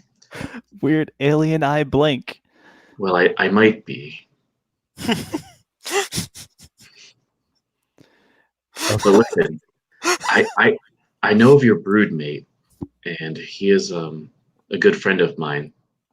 So, although these people say you've broken the law, I know that if you share the same heart that he has, it was for the greater good. So, we're on a different mission. But if you don't tell anybody about our mission, then I won't tell anybody about your mission. to infiltrate this prison. I'm trying to think if this is a move here, right? Like this is a deal. Yeah, I don't know. Comfort and support. You're trying to get someone to feel a different way, not as bad, by appealing to them emotionally. I'll allow it if that sounds okay to you, Kid Zeno. Oh, actually, you know what? You're tiptoeing up to triggering the best of them, aren't you? Right? When you comfort support someone by telling them how they exemplify the best parts of Earth. Yeah, I was just looking at that. I might try and flavor it that way. So yeah. Oh, I have swords doing that. Like yeah, since you share a heart with your broodmate, you're obviously also a hero like he is. So there must be some sort of mistake here. I understand, but maybe I'll spin it like this. Like perhaps you could. Well, yeah. Let me comfort and support her first. See how that works. Yeah. All right. And follow it up with trying to get her to join Madcap mission. So you've definitely justified rolling plus freak for comfort and support, especially since part of your comfort and support was doing a weird alien eye wink from behind your aviators. Not too bad. An 8 then. Oh, nice. Yeah. Comfort and support on NPCs is always slightly amusing, but yeah, on a hit they hear you. So she's nodding slowly. I don't know if she has if she knows of you per se, Kidzino, but she probably saw the headlines about the arson kids that included her brother and at least one alien. So she's like, "You're not the fire one, are you?" No, should I be? No, please. That guy, total hothead. Oh, yes, it's full of gases. She leans back much more of a she feels like she is in the power position at this desk now, even though she's the one handcuffed and you're the one who's supposedly a cop. And she's like, so what's the play here? You gonna pretend to yell at me a bit and then be on your merry way? Yeah. Actually, if finding an additional hero here could make our job perhaps easier. We're trying to find a hidden briefcase. I sent the ensign out for it, the police cadet. I'm not sure if he'll be able to find it or not, but it could contain evidence of out of the open end of a paper bag. I've been around here enough times to see that. So she definitely raised her eyebrow a little on another hero, but doesn't correct you.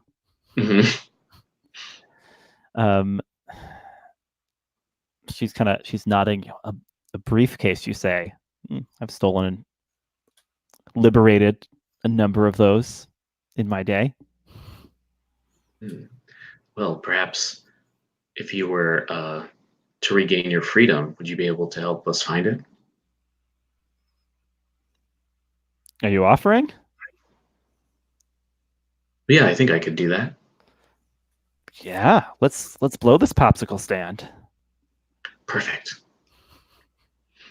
But I'm not sure if there's popsicles here, but I think I can help this out. And I think Hannah kind of stands up and maybe looks over to this mirror. Who knows if someone's watching or not? You certainly don't. Yeah. I just want to assess the situation or something, I guess. Maybe. Well, no. I think I'm going to try this out, thinking that there might be someone there, and hope for the best. So Hannah will just be standing up and pointing down at what did I even get her name? Probably not. Jason's broodmate. Sure. Oh yeah, she'll say that broodmate, you have done terrible, terrible things here. But as a young person, I think you have learned your lesson by having your wrists tied for such a long time. But you better promise me, and promise all of us here, that you will never do this again. Those things that we accused you of. Do you agree? She puts her hands on her hips. She's like, yes, officer. I have learned my lesson and am ready to become a productive member of society. Fine, then release yourself. She looks around. She's like, you don't have a key or something? Oh, key. Okay, yeah. Well, I think then she'll kind of like look over to the mirror again and then try and undo this handcuff. You got density control. Should be easy enough to flip the latch from inside, right? Oh yeah, that's true. Yeah. I need to roll for that, or I think you don't need to roll for that. I think you can use your powers to undo the handcuff. Absolutely. yeah. Yeah. Like, you could have done that. Okay, well, no judgment. So yeah, yours is kind of rubbing her wrists, and she's like, "All right, where to next, alien?" All right, well, now let's go see if there's a briefcase somewhere. Great. We'll cut away from that. Jason, we're gonna start with you, and then Glamis, you can burst into the scene whenever you desire. Jason, you have found yourself attached to this table all of a sudden. Sure. How attached am I? Is it just one hand? Well, did you try to reach for the shield with your other hand? No, I just try to reach for it with one hand. Yeah. All right. You've got one hand attached to the table at the moment. One hand free. Okay. And the door to the room you're in swings open, and you see a familiar face.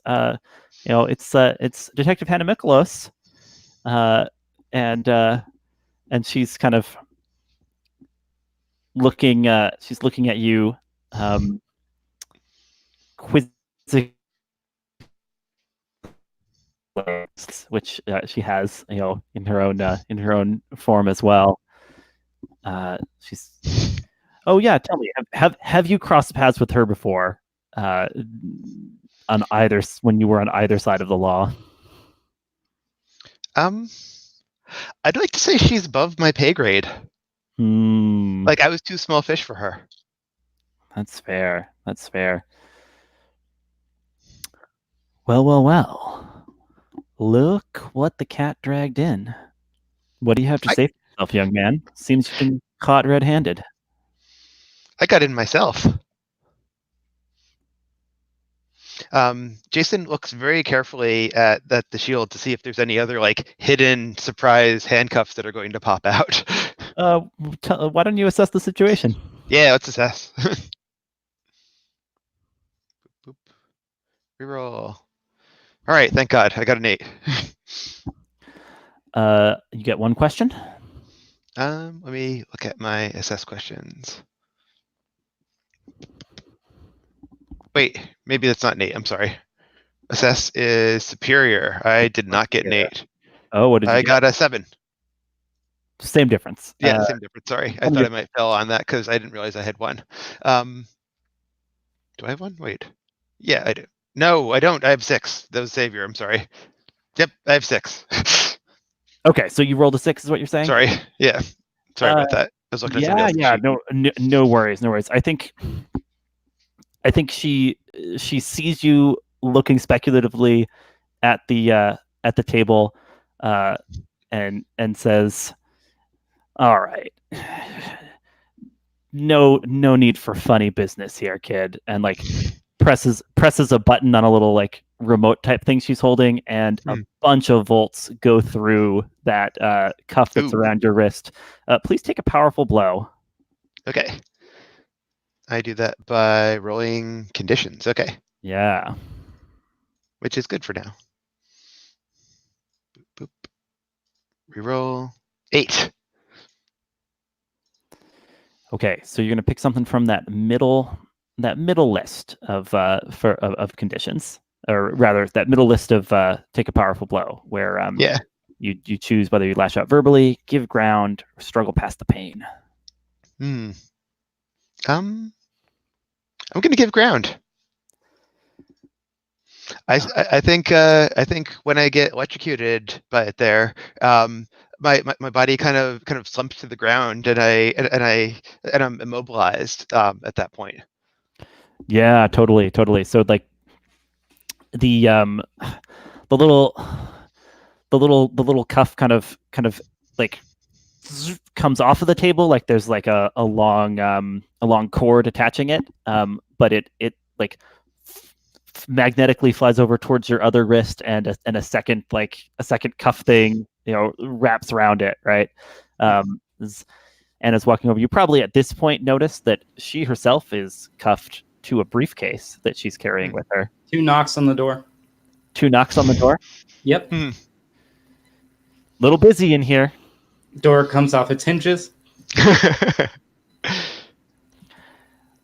It's gotta be Glamis then. Tell me about your entrance. All right, the doors come off the hinges. The sun comes through the window in a burst of light. It stops from being behind a cloud, and I just step in, take in the seat, and point the sword, which is like 3 feet long. Should not be able to wield this one-handed. Just point it at her and say, "You have 2 things. You have something of mine, and I want something of yours. I hope it's not your life." Jason says, "Hi, Glamis." Hello. Child, you realize you're pointing a deadly weapon at an officer of the law? Yes and no, respectively. Don't touch the table. I won't.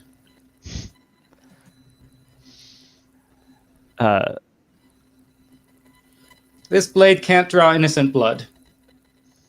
Which, unfortunately, I learned while battling the 3 billy goats Graf under Aegeus, but still. It's okay, If you she's a uphold cop. your office nobly, it should do no damage to you. The briefcase and the brigand, please. All right. Did you take that? Did you take the move where you get to try to provoke someone with threats of violence? No, I guess I didn't.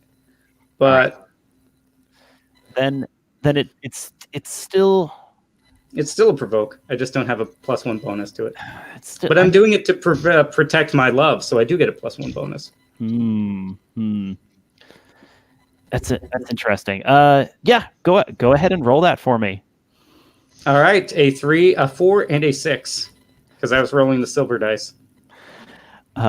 Interesting. Yeah. So that's a 6 total. No, a 4 and a 6, so that's a 10 total. A 10 total. Okay. I'm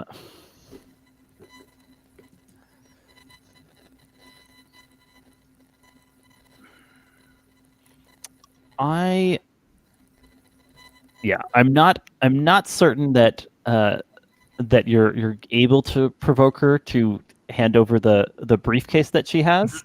Can give me more of a sense of what you most want to provoke her to. Actually, I want her to hesitate so I can cut the briefcase off her, grab it in one hand, sheathe the sword, grab Jason in the other hand, and just burst through the window. Got it. So you're mostly provoking her to have hesitate and mess up. Hesitation. She's taken aback. I think she's partially trying to work out what you meant by yes and no, respectively, from when you first came in. Yes, it's a deadly weapon. No, she's not an officer of the law, but Zelda is pretty obscure in her thinking. Yeah. What do you've got an opening. What do you do? I'm going to directly engage the threat. And that's swinging that sword to try to slice off the briefcase and Jason on the back swing. Mm-hmm. Please roll to directly engage a threat. Sure. Danger. And hey, you can always cause significant collateral damage. Oh yeah, that's a 7, 8, 9. Because it's again to defend my love. It's an action that impresses my love, which I think would go qualify. And do you want to add any team from the pool? Ours, because you can make it a 10 if you give it a team from the pool. You're muted, ours. Sorry, we have two team. Yep. So you can spend 1 to get me to a 10. Yeah. What does that buy you? I get to choose 3 options from the list. Great. Sure. Do we? Sorry. Do we have 2 team? I'm not sure. I remember. I got one. Someone got it from defend. I think. Did we have defend? We might have one team. I think you're at 1 team. I only see 1 in the character keeper. I'm Okay, sorry, I'm good. looking at the thing, but yeah. Here. Character keeper, screen share. Looks like 1 team. Oh, I'm sorry, I didn't know it was in the keeper. I was looking at the roll for your party. Yes, the roll for your party. Excuse me. Yeah. You can spend it. Oh, I see it. Okay. Yeah, spend it. How do Sorry. you help out? How do you assist your teammate here such that her attack is more effective?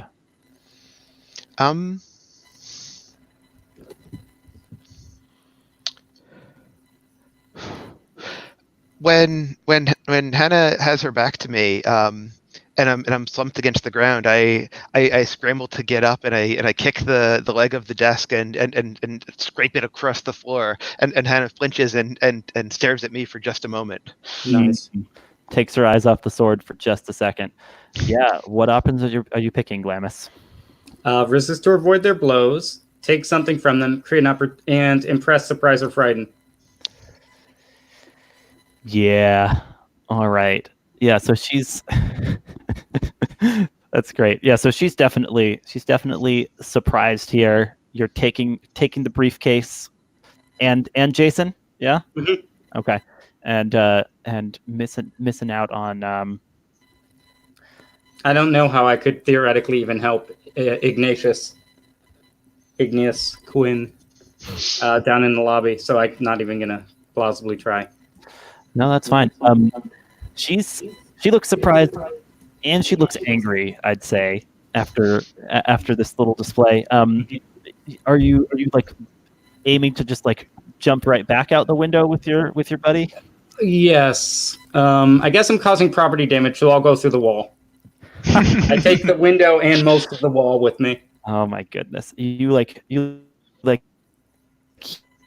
hear just in the background as you're doing this, like a timid voice saying, "Oh, the briefcase! I'm supposed to, Captain Nicholas. I'm supposed to bring that to you elsewhere. Hold on." Jig is up. I have the briefcase. I say because the panel goes vertical. That's great. And so you guys have leapt out. Ars, did you grab the shield on your way? Of course I did. I mean, can I? Yeah, Yeah. you If I have can, it. then I did. Now you have your gear. Your Yeah. weird. No powers, not nearly enough training. But we do see. We do see you guys aren't here for it, so this is just a panel the audience is seeing, and not the characters. We see Mikolos bringing up a walkie-talkie, and she's saying, "Cases in the wind, send in the calamity crew." And at that point, we will take a break here, Nice. and jump back in at let's say 6:50, 6:45.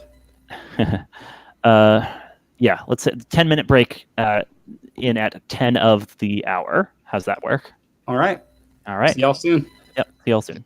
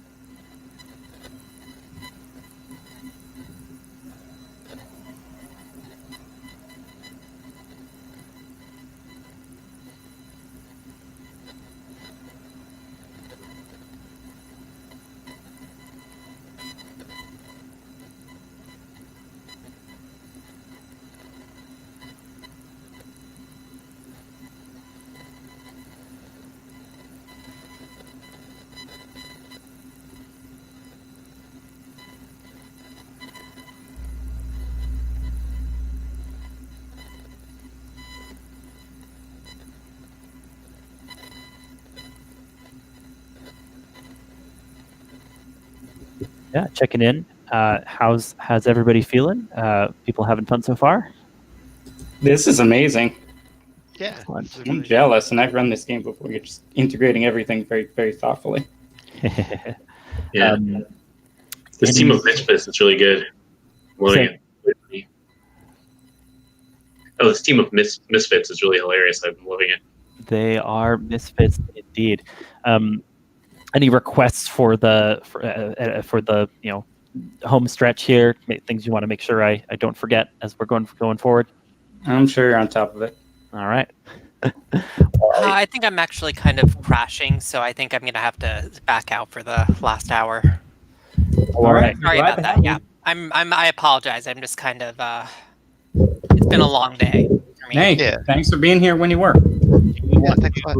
Do you want to give us a little epilogue of what it looks like for Vulcan to try to get away from the blaze he's set here?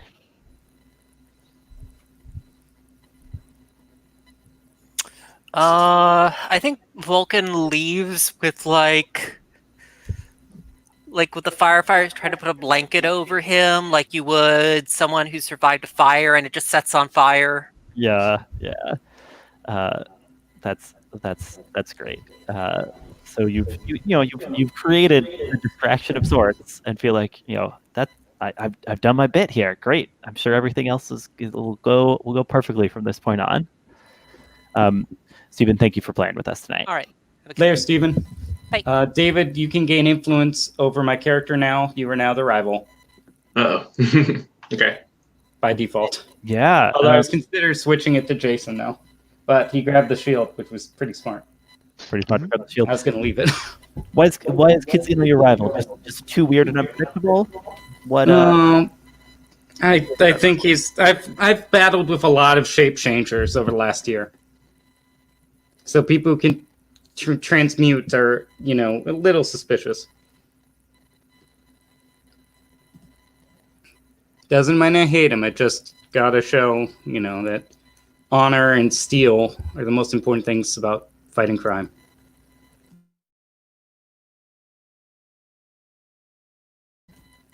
Yeah, I totally hear that. Kid It's going to make my crush very complicated. Kid Zeno, you are with yours, and you've set free the handcuffs and are trying to bring her out of the police station. You've heard via your communicator that Glamis has claimed the briefcase, I think. Oh, perfect. Yeah. Then I think I might try to, especially if we're going into like the next page, just I think Kadzino, I have an escape plan. It's just like, oh, actually, Broodmate, I guess we have it. Let's go back to the Starsbuck. Would you like to accompany us? Could use some coffee. Yeah, bean juice. Okay, let's go. And then I think she rolls her eyes like that's gotta be from my brother. and I think the escape route is we see Hannah like take out her gun from her holster. Maybe it's just like what?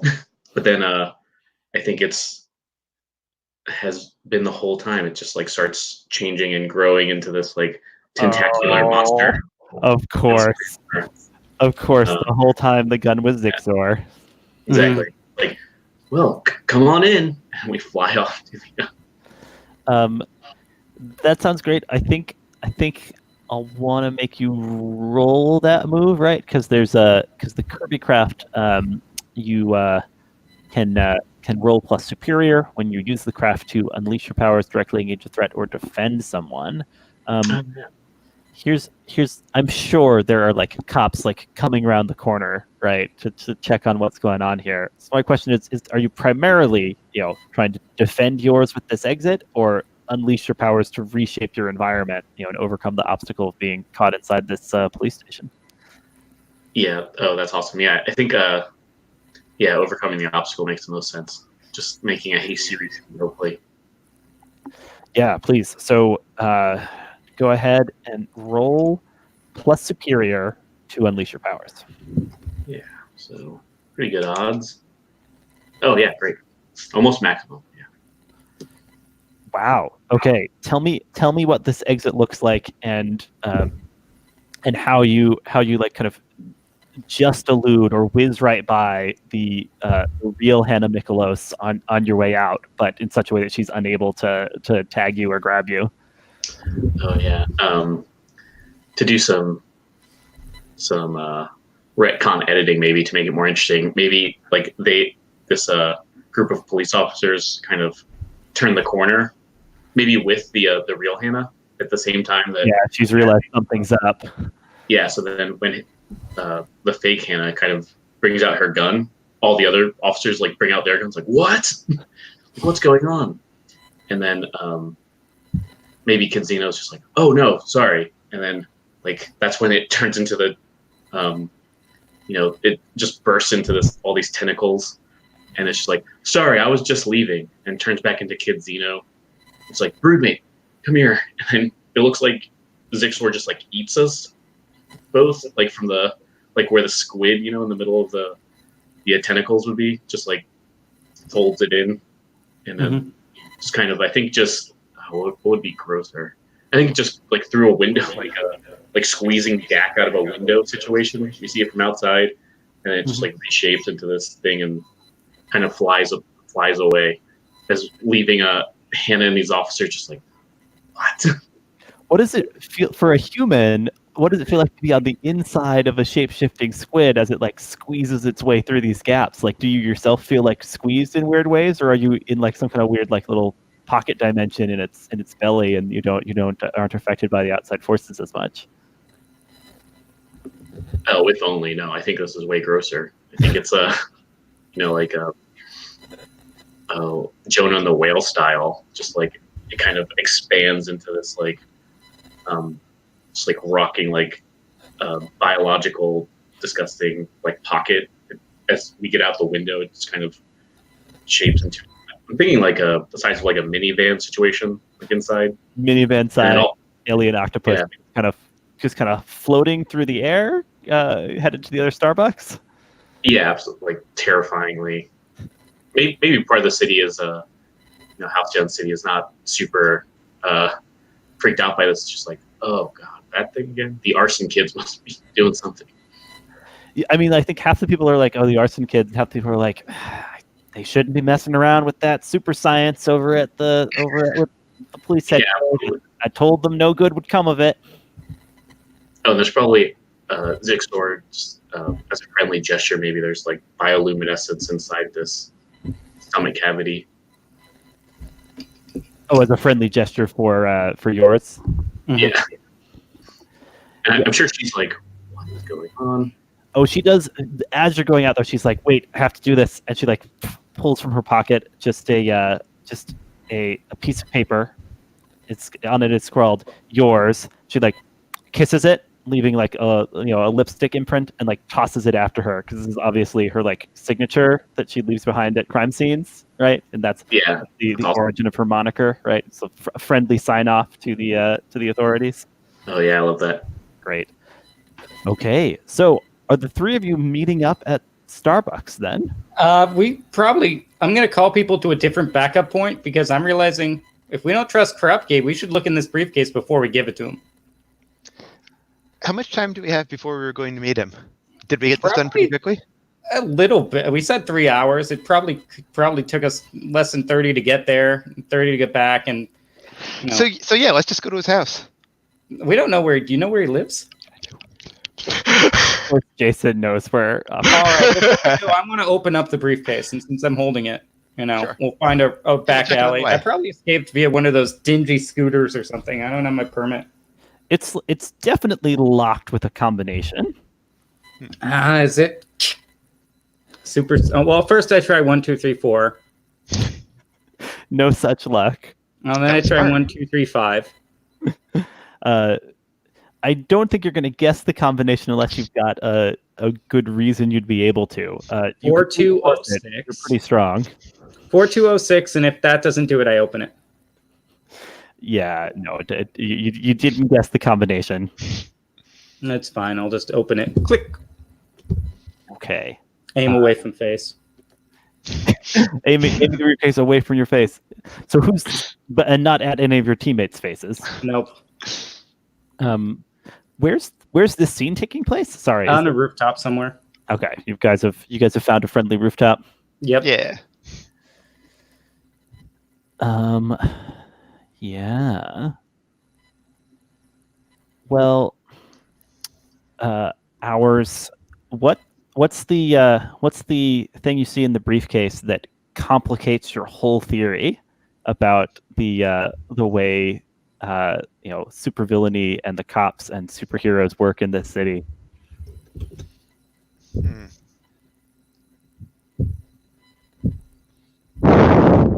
Gosh, I feel like I want another element so that I could tie things together the right way. I know what I want to accomplish, but I'm not sure what I can do. We haven't integrated my backstory or the alien dimension or Xeno's planet. Oh, okay, yeah. Let's do some integration. That's smart.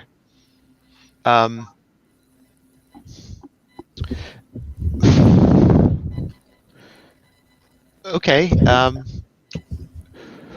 What complicates it is that it's a storybook. Nice, just a nice old, kind of antique looking storybook there. Yeah, I don't think it's magical at all. You don't think it's maybe it's just going like for a lot on eBay or something, and that's why they had it. Yeah, Glamis, your sword sounds a sudden piercing note. I feel like this is take a powerful blow time for me. It is. You and I are on the same page here. Yeah, let's do it. You've never heard your sword make quite this noise before. A 1 and a 7, or a 1 and a 6. So, yeah. A lot of Mark II conditions. I'm gonna be hopeless and afraid. Oh my. Yeah. How can we? How do? I just shove the briefcase away from me and I won't even look at it anymore. Yeah, that makes sense. Hopeless and afraid. I cut my hair. My hair goes back to normal, and I just keep the sword away from me. Oh, so you've dropped the sword? Yeah, I go Wendy. Yeah, I go Zelda. Zelda, rather. Damn you, cops. Damn you. Yeah, kid Xeno, what do you think has just happened here? Yeah.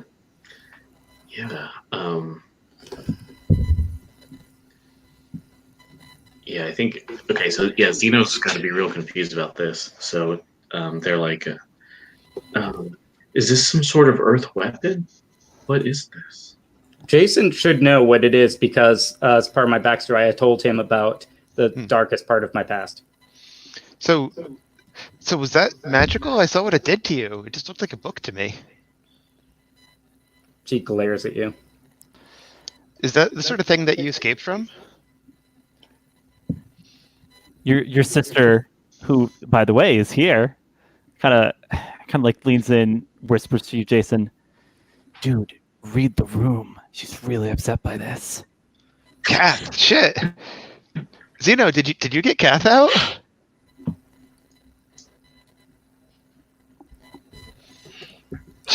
Kath, we're gonna have to hold on. Oh yes, I forgot to tell you your breeding.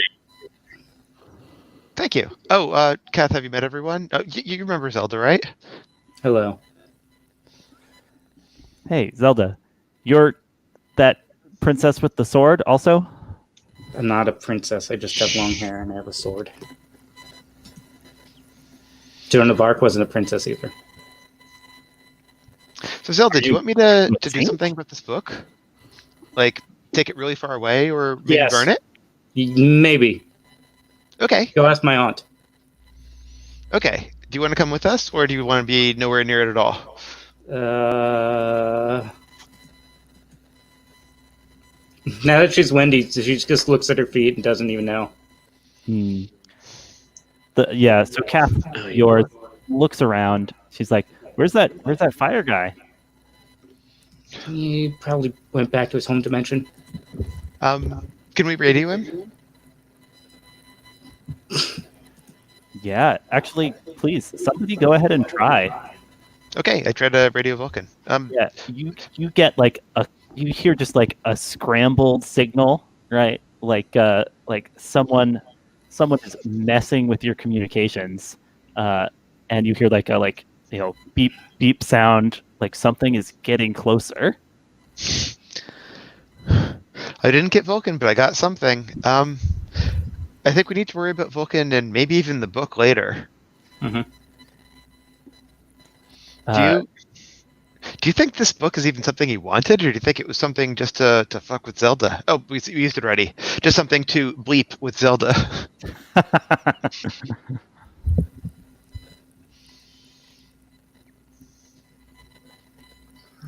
Honest question. In character. Yeah, not answering in character. Great, okay. All right. While you guys are caught up in your emotions and unable to, come up with a plan forward. Kazino, you've got something? Yeah, I might try something if we still have time. Yeah, sure. I a moment. Tell me what you do. Yeah, I think seeing that Zelda is so kind of seemingly like distraught or scared, maybe, I think Xeno's going to go over and just kind of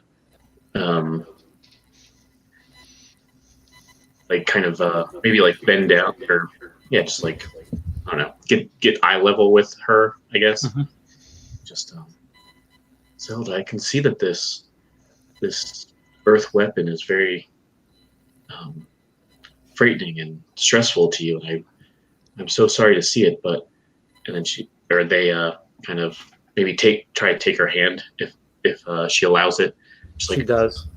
But we have much to celebrate. This plan that you made to get this briefcase, this weapon, was completely successful. I think much because of you.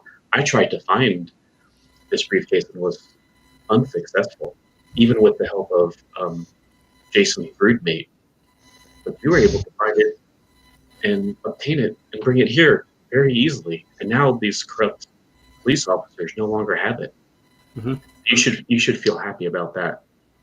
And I think together we can figure out how best to deal with this danger. Maybe. Okay. Yeah. Well, if you think that makes sense, you want to roll comfort and support? don't forget your +1 because of your influence over me now. Yeah, I like that. I was angling, although I'll take either of these to try to share a triumphant celebration by showing I don't think my meaningful character affection. Might not be feeling You can do triumphant that. I'm not. Yeah. You'll have to support her now. She's afraid and hopeless, so she's not celebrating. Okay. Yeah. So if the comfort and support makes more sense, I'm cool with that. Yeah, go for it. And to be clear, the way those celebration moves work is often pretty easy to roll into comfort and support, right? Like often a celebration is like how you open up on a comfort and support or whatever. So if it makes sense, we can trigger the triumphant celebration move too, depending on how well this roll goes. That's what I'm open to it. That makes sense to me. Uh-oh. Roll for the parties being weird for me. Yeah, everything seems erased. Oops. Oh, here we go. All right. A 1 and a 6 +1. Yeah, so 7 I total. level up. And I'm going to clear afraid. So, man, you were circumlocuitous. But you're right. Scion of House Zaldrin. We need to beat some people up, not feel sorry for ourselves. That's the spirit. Let's keep this. I'm going to see if I can't squeeze the briefcase so it doesn't open anymore. Just pinch some of it just so it won't. Yeah. Make a little dent in it. I'm going to rush off, grab the sword, and like with a glow of light, just jump to next rooftop till we get to my aunt's house. Oh, so you're headed to your aunt's house, you say? Yeah. That's Probably great. a few blocks away. I'll ditch the disguise, get one of those jump bikes, and get the rest of the way. Just to check, Kid Zeno, do you think all told there your triumphant celebration did trigger between the way you comforted Zelda and her ultimate response? I don't know. Because it says when you start triumphant celebration with someone, take influence over them. If you show them meaningful affection, physical or emotional, they decide if it's meaningful. It felt like you were definitely angling towards that. Was it meaningful, Zelda? Yes. All right. That's an additional influence, so you get to shift Zelda's labels. How do you see your teammate? Also, for my level up, I'm going to get Enabler and Defender for my labels. Additional things I serve for the party. Full part roles here, yeah. I think makes the most sense here. Maybe Savior up, Freak down. All right. Yeah. Yeah. How do the rest of you follow to Zelda's aunt's house? So we're all now with Aunt Wanda. Sure. Yeah. Where does Aunt Wanda live? Is it kind of downscale? Is it a house that was actually pretty big and empty until you moved in there with her? How can we? It's a kind of cramped apartment in a nice neighborhood that's just filled with books. Oh, filled with books. Yeah, all the walls are shelves, and some of the more modern board games. How could someone looking this apartment tell that a person who's spent a while in a fairy tale world has recently moved in here and is still acclimating to being once more? A lot of needlework. You could pick up some courtly skills just by having Yeah. some clothes drying out on a clothesline outside, which is not common for the neighborhood. Mm-hmm. So it's got to be that Aunt Zelda looks up from the. Now you did it. And Wanda looks up and says, "Zelda, you. What's the hurry, dearie? What's going on?" The cops are working with the Grimm brothers. Wanda, you've met Vertrex of House of Zeldrin, and you remember Jason. Yeah, last week we had dinner. Hi, and his sister. Hi, I'm here too. She's definitely looking kind of between the four of you, still a little taken aback. You told me to make more friends. More normal friends, dear, or at least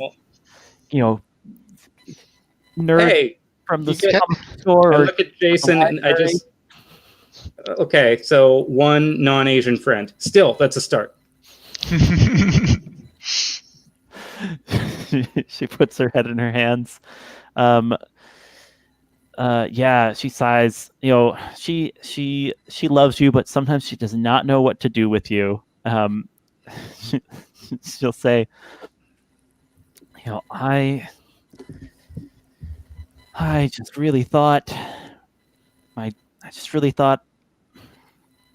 wasn't going to be, harboring fugitives from the cops. Well, in an unjust world, only some. How's it go, Jason?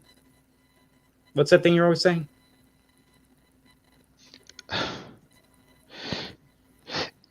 In an unjust world, Martin Luther King said it.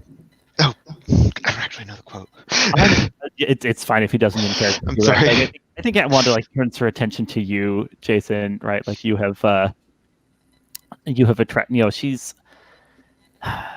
She's not gonna yell at Zelda in front of her friends, but then again, sometimes the friends Zelda brings home, and Aunt Wanda's like,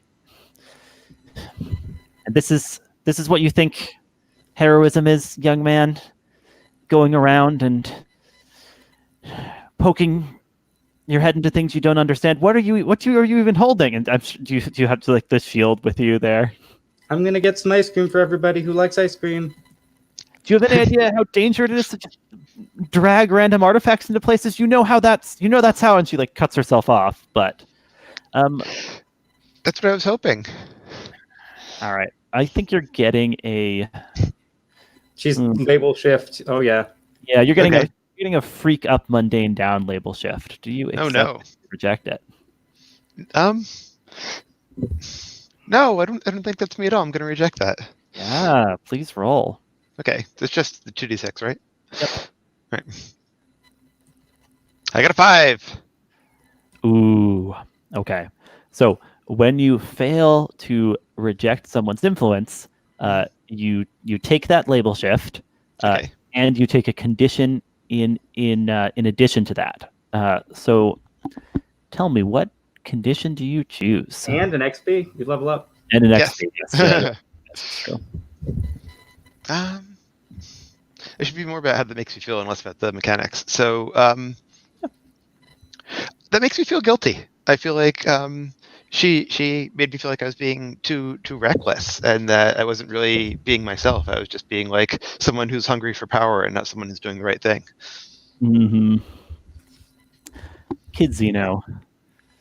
I imagine you're kind of looking around in curiosity at this this room covered in kind of the bound remains of plants. How do you recognize the distinctive call of the natural predators of Zixor's species from your home planet? We're having a rough day. Oh, amazing.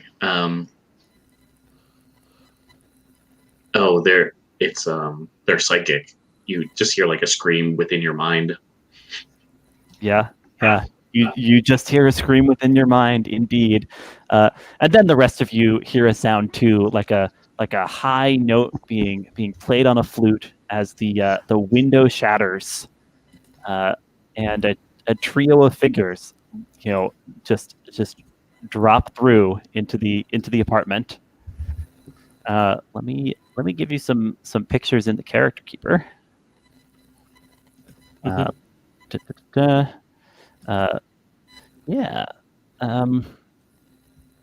What's the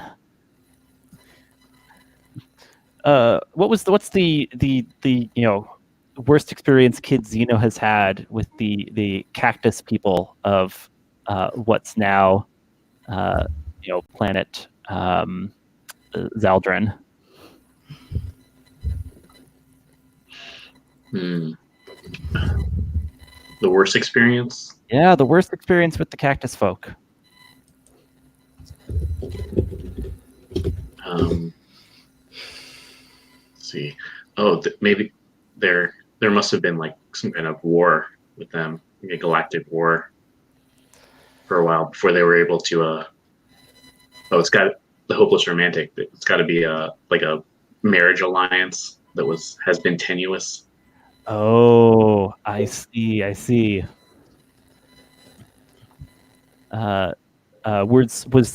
that one of the reasons that you're hesitant to return to Zaldrin?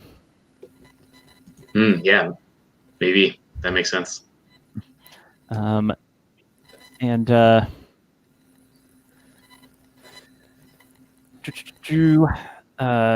Yes, Zelda. What were the tales you heard that chilled your bone of the undead piper from your time in the Checkerboard Kingdoms? The undead piper. Yeah, He draws men out of their graves. of course he does.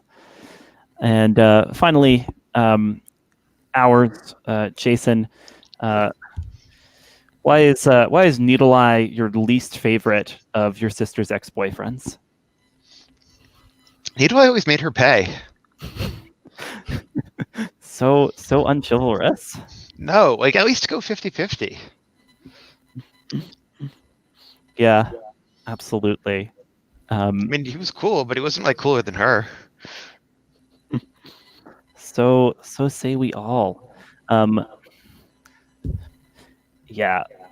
So I popped some pictures in here. These individuals have made their way into the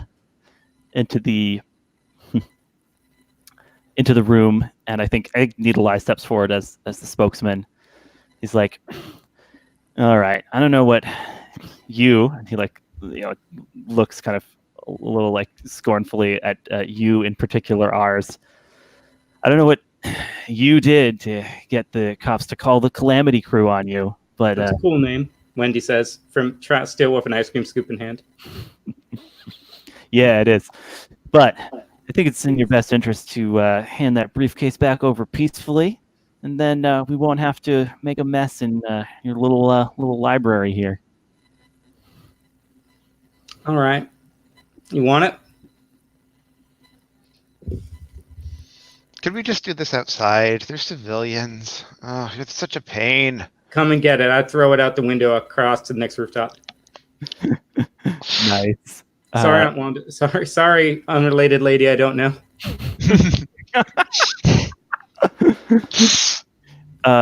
That's great. So you've tossed the briefcase out there. Yeah, and I'm gonna rush after it. The piper starts playing a tune, and I think you just see a flock of dead pigeons descend from the sky and grab the briefcase and start flying off with it. All right, scramble maneuver team. I'll handle Needle Mouse. Zeno, deal with the birds, and ours. You can take on the undead piper. Just use the shield. Sounds great. Indeed. All right, sounds like you're entering battle against a dangerous foe as a team. Oh yeah, and we all have influence over each other. Beacon, do you want to lead the team in battle? I know it's one of your drives, even if you don't have it right now. I don't have it right now, but yeah, I'm leading the team. Sweet. Oh, just to check, do you feel you've rejected someone who tells you shouldn't be here? I know you failed to do it, but you certainly rolled to reject the person kind of telling you off there. Oh, yeah, I guess that makes sense. Yeah, my aunt told you not to be here. So do I have to succeed? I hadn't thought of that. I don't think. I mean, really, No, you rejected.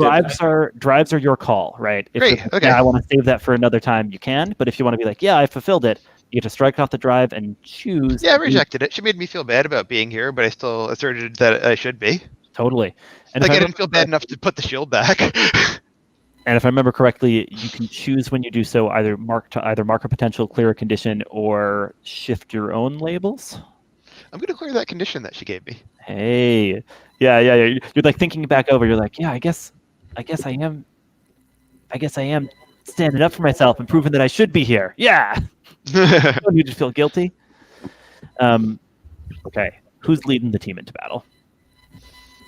I want to say that I'd like to lead the team into battle, but Glamis did just make a plan. I feel like you did just roleplay leading the team into battle. Okay.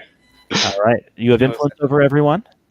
All right, I have influence over everyone, so that's one. We have the same plan, which is protect the briefcase and the apartment. Yeah, everyone feel they have the same purpose in this fight. Yeah. And does any team member mistrust the leader or the team? No, these are my boys.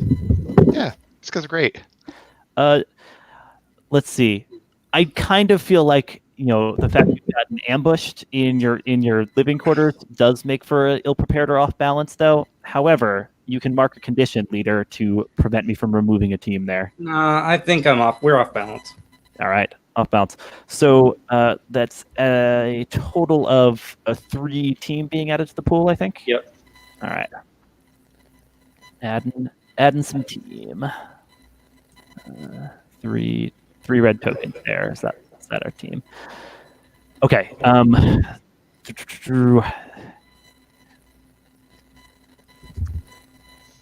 Yeah, Beacon. Let's check in with you first. What are you going for? The Piper's playing. The cactus person seems to be kind of squaring off, and Needle Eye is definitely starting to load his bow. I know that Needle Eye is more bark than bite, so I'm going to go after the Piper because the Piper is going after the briefcase. Yeah.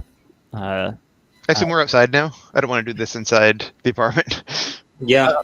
So here's what I'll say. The Piper hasn't made any move to leave the apartment. He seems to be able to control the birds from in here. But if you want to tackle him out, that's certainly directly engaged to me. Mm-hmm. I'm gonna shield And there's tackle another him. of your drives, right? Punch someone you really shouldn't. I think I should punch that guy. Cool. I guess it's tough to say punch someone that I shouldn't, because there's not too many people that I shouldn't punch.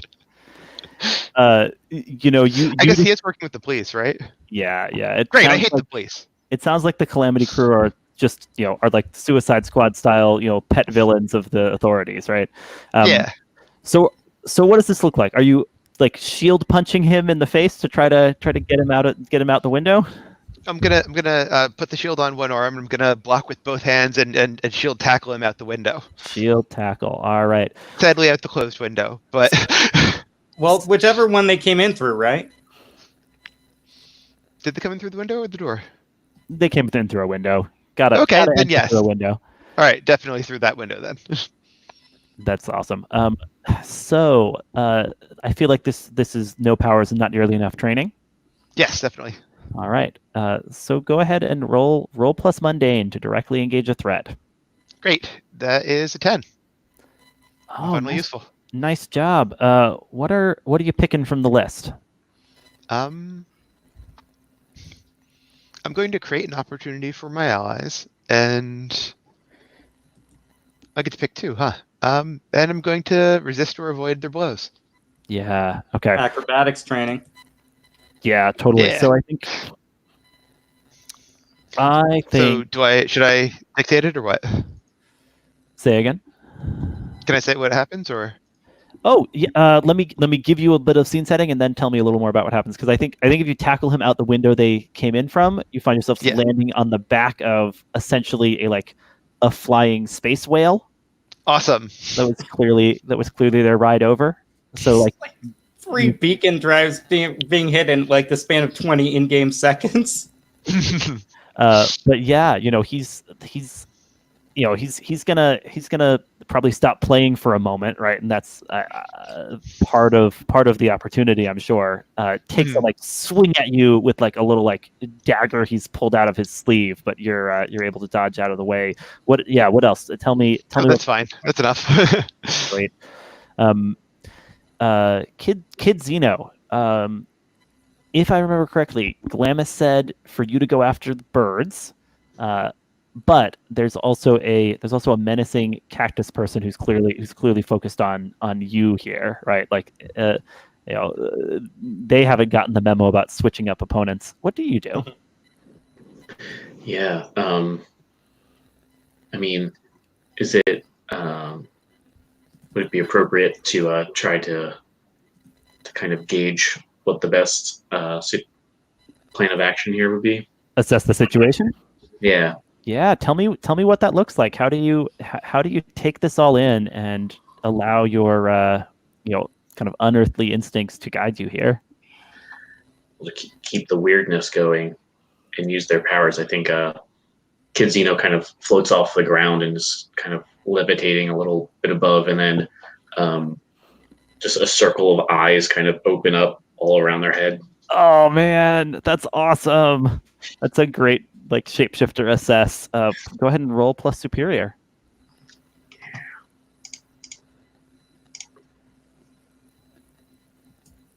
So an 8. I'm the king of rolling 8s. That'll give you one question from the assess list. Yeah. Okay, so I think I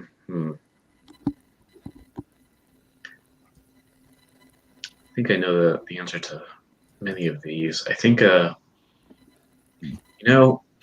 might make the most sense of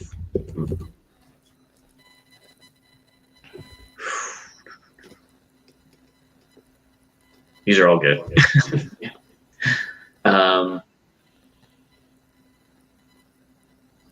I still get that +1 though. So yeah, I'll pass a possibly easy one, but or obvious one. I mean, but how could we end this quickly?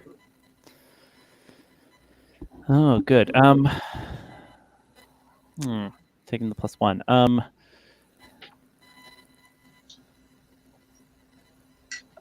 I mean, the too clever by half answer is convince them that they've gotten the briefcase back, right?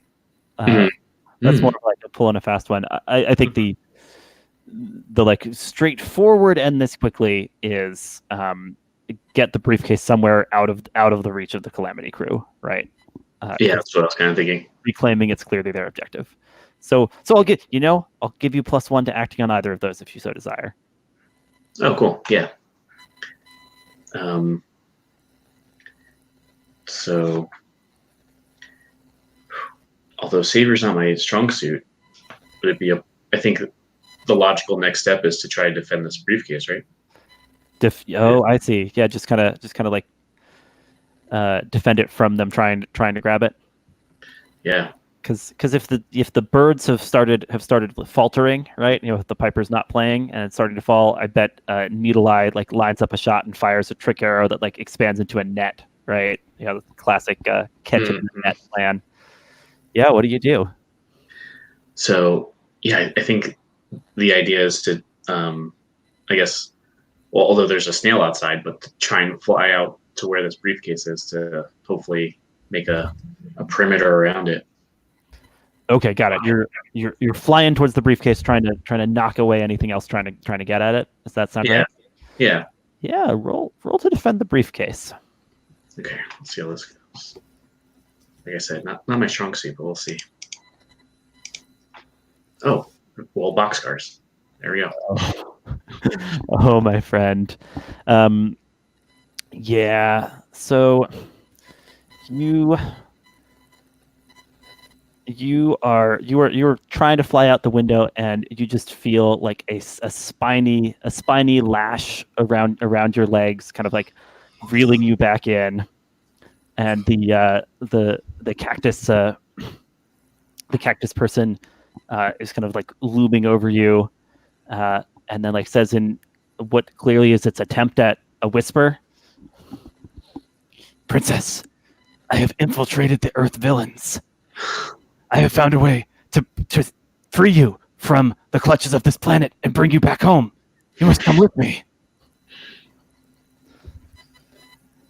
Oh, that's amazing. Yeah. Zelda, what do you do? All right, so we do have a 4-on-3 advantage because I assume your sister's on our team, ours. It's true, but she disappeared for a second right as all this started. So it might. You can certainly call out to her and try to get her to do what you want, but I don't think she considers herself under your authority. All right, so get the cape, and I'm just going to straight up grab Needle Mouse's bow, even if there's an arrow in it. Just take it. Classic. All right, that's directly engaging a threat, my friend. Oh, absolutely. It's like, hey, watch the hands. Mm-hmm. And I'm doing this to impress my rival. I want to impress my rival, or impress my love, by just no-selling their dealing with your sister's ex in a big, straightforward way. Yeah, that's how you impress voice, by fighting their sister's exes. All right, yeah, that's one. It's a 5 + 1 + 1, which gets me a 7. And I'm not going to do bull in a china shop in my aunt's apartment. Aw, sounds so sweet. I'm just going to take something from them. Yeah, his bow specifically? Yep. That's great. Yeah. I just look at it. I take the bow. I say, "You're done here. Move. Or I'll have you strung up for trespassing, brigand." He's like, "You talk funny, lady." Presses a button on his glove, and the explosive arrow that was knocked to his bow explodes in your hands. Please take a powerful blow. All right. 5 and a 6 + 1. Can this thing knock me across the street past the bow, past the crate, the briefcase? If you choose give ground, basically. No, I got an 11. I got to choose from the 10 plus list. Oh, I see. As a kind of somewhat remove yourself. Take me out of the scene. Yeah, I'm just gonna land in the park across the street, Steel Canyon Park. Yeah, land in the park. Absolutely. I totally buy it. It's not even low. Luckily, I'm still holding his bow. I still took something from him, but now I'm a block away. You definitely took something from him. No one can take that away from you. Yeah, he is kind of he's vaults out of the window and is just kind of like running towards the towards the briefcase, but like doesn't look interested in fighting anymore without his bow. So he's not trying to interfere in your battle, Jason, or yours, Kidzino. Speaking of Jason, you are grappling with the Piper, I think, on the back of a space whale. Yeah, that sounds right. Yeah. I took an influence on him, by the way, for drive. Don't forget, you completed your drive, punch someone you probably shouldn't, so you could gain influence over the Piper. That's exactly what I was saying. Yeah. Oh, that's great. Yeah. So he's saying, "What foolhardy mortal dares to test their fist against my fabled visage? You are a terrible cop." And I hit him, and I hit him with the now no longer glowing shields, just as a normal danger-based attack. Normal shield. As you do it. So like, go ahead and roll and see how that goes.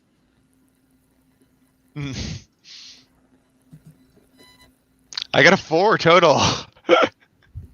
Snake eyes +2. Ooh, yeah. So like, you hit him with the non-glowing shield, and it just doesn't do anything, right? It's like his frame is indeed not a mortal one, and he blows a note so high and so pure on that pipe that you I think, what is the memory of the greatest embarrassment that Jason has ever felt?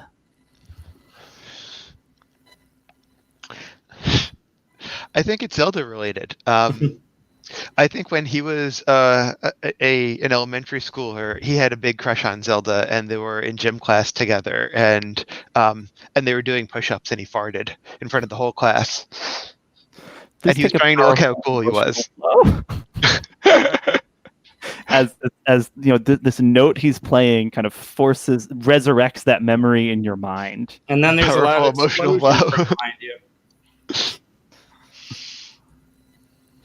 It's terrible. All right, I rolled snake eyes again. Nice. Wow. Yeah. I'm rolling like a pro today. You somehow prove yourself unembarrassable. How do you weather this blow? The note reminds me of the time that I made a similar note myself in my childhood, and I thought to myself, and I thought about how embarrassed I was then, but how much bigger I am now, and how now I'm kind of sure that she has a crush on me. Oh, you're putting the pieces together there. Oh yeah, Yeah, absolutely. I had them together. I was just kidding the whole time. It'd be very embarrassing. He kind of like kicks the space wheel you're on, and it starts to like ride through the air, seemingly trying to shake you off as it goes. Do I have to hold on or anything? Is that a thing? We'll cut back to you in a second. Okay. Kidzino, the cactus person has made you an offer, saying that they can smuggle you off world, bring you back to where you belong. What do you say? Yeah, I love it. That's really rough.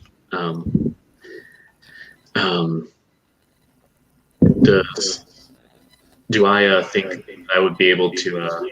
Because it called me like princess. Yeah. Right? So would it be possible? Could I kind of leverage that? Maybe I can get some aid from this. Is there maybe some way I could get the character to do something? Looking into its spiny eyes. Oh, interesting. Are you trying to pierce the mask? Yeah, that one makes most sense to me. Please go ahead and pierce the eye, pierce the mask of spines, the cactus being. Oh, okay, that one was not as good. So yeah, 3. That's not going to work. Mark potential. Spine says, "We must hurry. The humans think I'm here to reclaim the briefcase. Quickly. And kind of like lift you up basically over their shoulder, kind of leaping out the window onto the back of the space whale. Aunt Wendy's still screaming about me. Certainly. So Zeno, you're on the space whale, albeit in the like protective custody of this cactus person. Jason, the space whale seems to be trying to shake you off as the Piper directs it towards where at this point the briefcase just has fallen on top of a roof, right? The birds weren't grabbing it, the net didn't get it, so it's just lying on a nearby roof. Jason, what do you do? Go for the briefcase. Okay. That sounds like it might be unleashing your tumbling powers, right? Like, yeah, I've got acrobatics. Trying to acrobatically leap from the whale, grab the briefcase before anybody else does. Yeah. So when you say unleashing powers, does that mean I roll with freak? Yes, unless you've got another move. I don't. All right, let's do it. All right, roll plus freak to unleash your powers. Is this broken? The roll for your party? I just rolled 3 snake eyes in a row. Yeah, roll again. It'll usually make a little animation if you. It did a little animation all 3 times. Yeah, I'll just take the. I mean, I got a 6 this time anyway, so same diff. But yeah, you can use. Actually, you can. There's another thing you can do with team when people aren't around. Okay, you can act selfishly to move your freak up. Either way, I genuinely rolled snake eyes 3 times in a row. I'll take it. I didn't see the snake eyes going on. If you want to take it really happened. No, it's fine. Yeah, you get to the briefcase. You pick it up and it feels way lighter than it should. Oh no. We'll cut away from you. Zelda, you landed in a nearby park. What panel do we see of you like trying to pull yourself together there? We just see bluebirds tugging on my dress. Yes, of course. A squirrel poking my nose. Yeah, you hear a voice from nearby. So, you're in love with my brother, huh? What? You're in love with my brother? Yeah, you can't pick who you it's the first lesson of Fairy Tale Land. You really can't pick who you're in love with. Trust me, I've tried. Yeah, Kath is just kind of like squatting there, looking at you. I kind of sit up, grab a blanket someone left, just someone was picnicking on when they went up to go to the bathroom or something. I'm just like, yeah. Here's a question as GM. We've specified that Kath is Jason's older sister. Does that make her an adult from your perspective? Oh, I'll give Kat influence. Yeah, she's Jason's sister. Yeah, which means I care what she thinks too. And I've known her I've known her, a long time. Yeah, absolutely. She's definitely shaking her head. She's like, I remember when you two were in elementary school. He had such an embarrassing crush on you. Yeah, I was embarrassed, and and I was supposed to be above it all as a grown-up middle schooler at that point. I'd love talking with you, and it's just longer than we usually talk since you started doing crimes and I disappeared for a year. But we got to rescue your brother from the bone demon. He's a serious customer. But, musicians normally not that bad, but this guy controls the undead. So. She says,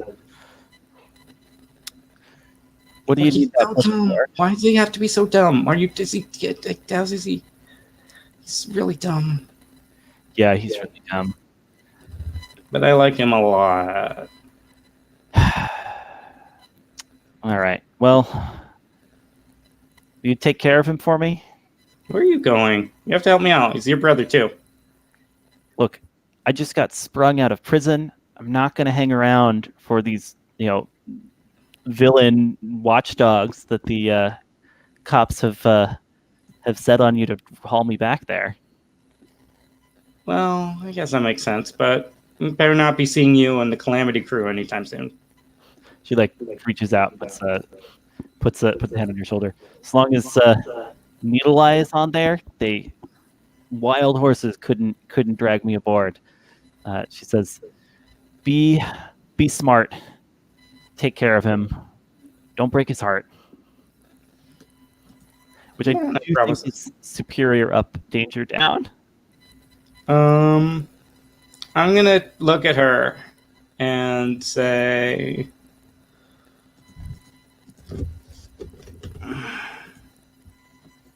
all right, I got a 9, so I'm going to shift my danger up and my mundane down. And I'm gonna say, girl, don't tell me what to do. I'm the baddest bitch on the planet. And I'm gonna go rush to rescue my boyfriend. Nice. Okay. Kid Zeno. You see Jason kind of look upset, right? Having kind of lifted up the briefcase that he can now tell is empty. Also, this space whale seems to be charging towards him like it's just going to eat him up at this point. With the Piper kind of sitting, Piper's like now like just sitting like cross-legged on the back of the whale, and no sign of needle line. You're over the shoulder of your cactusy friend. Are we on the whale as well? Yeah. The cactus. You're basically by the whatever the weird like strange semi sort of glowing back fin of the whale is, right? Hmm. Yeah. Yeah. Zeno, I think Zeno, just like, first of all, unhand me. They kind of like step down if this cactus thing allows it. Yeah. Just I like- mean, you kind of like shape it a little to like basically like slide down, right? Like kind of turning into something. Oh yeah, Free. Yeah. yeah, absolutely. That's way cooler. Yeah, good point. And they're like, all right, well, just like a deep sigh, like, oh, well, there's some kind of weapon that these humans have smuggled in that briefcase. It's very dangerous. We need to get it. It's one of the bravest warriors I know is scared of it, so I think that the Earthlings, maybe it's too dangerous to stay here. Whatever was in that briefcase, we need to get it. I guess I'm trying to provoke, possibly. Yeah. Even Yeah. If it's if he's susceptible. You want the briefcase to come to Zaldrin? Whatever was in that, it seemed to be some kind of rudimentary data cube, but on little sheets of kind of plant life. Beautiful. Please do roll a provoke unless there's something else that fits here. Not that different after all is weird because you are talking about your home to a fellow alien. Oh yeah. If you really want to use that one, maybe we can make it work. But provoke seems like the most obvious one. Yeah, I wasn't angling for that, but yeah, I don't think that would fit. Before I roll, do you think the assess the situation is still +1 is still going on? Oh, what was the? Oh, right. Different ways of dealing with the briefcase. Totally. Yeah, take your +1. Cool. All right, so pretty good. Oh yeah, so what was that, a 10? Okay. On a provoke. Mm-hmm. Yeah. The cactus thing kind of nods and like presses a planty hand to the whale, and I think you just hear like the reverberations of the psychic command, which is, "No, Zorzik, just the case, not the Homo sapien." And so the whale opens its mouth and like has a big inhale, and the like empty briefcase, Jason, leaps out of your hand into the whale. And the kind of, I think the Piper like starts to turn questioningly as as you Kidzino hear the cactus person instructing the whale. All right, set warp space course for the first checkpoint outside Zaldrin. We're going home, princess. All right. Do I see any of this? Yeah, I think you're probably arriving around this time. All right, cool. Well, I still have a bow, and I haven't used it, so... Oh, you've stolen Needle-Eye's bow. Yeah, I'm going to take just a single arrow that I found, Sure, yeah, you've got an arrow. Yeah, I'm going to try and pin Vertex's cloth onto the outside of the building right before it blasting off into space. Oh, nice.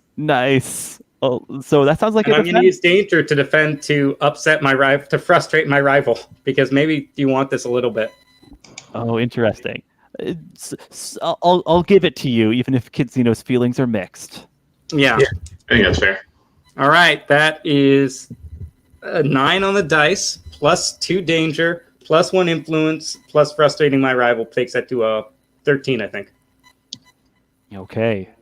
Yeah, so Kidzino, what is it? I'm going to clear hopeless. What does it look like as the whale warps through space, but you are left behind thanks to the timely archery intervention of your teammate and Crush? Mm-hmm.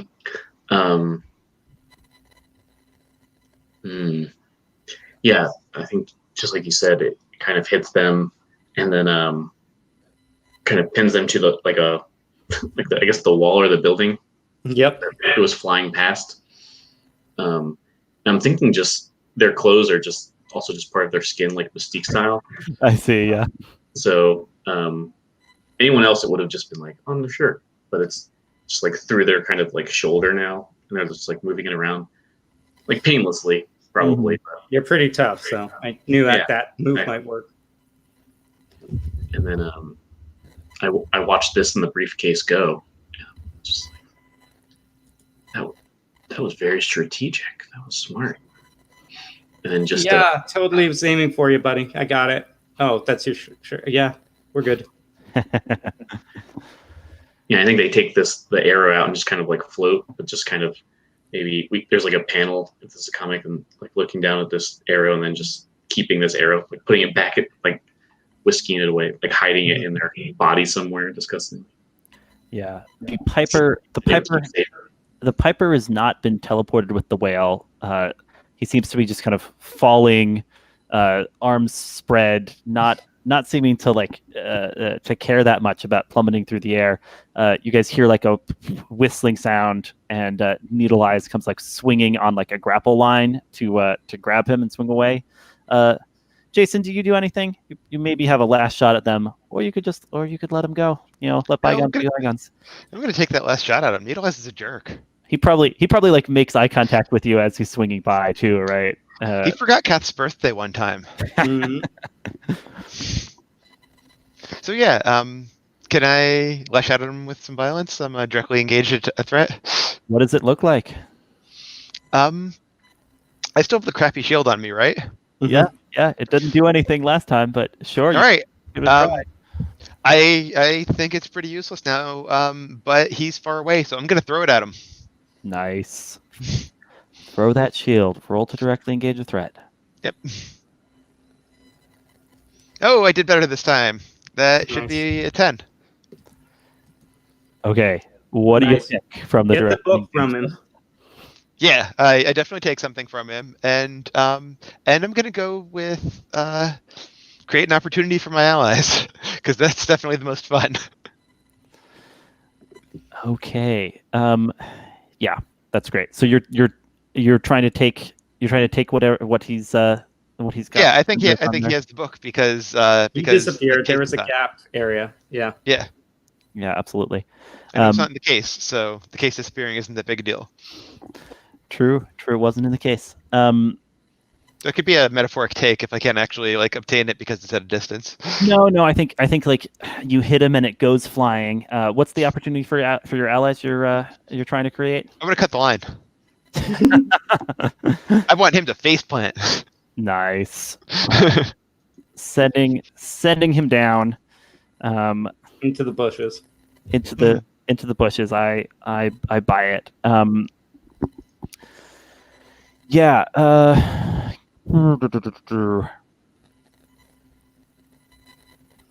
If you'll allow it, kind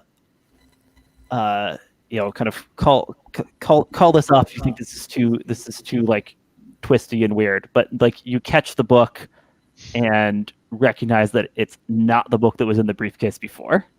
No, I'll take it. All right.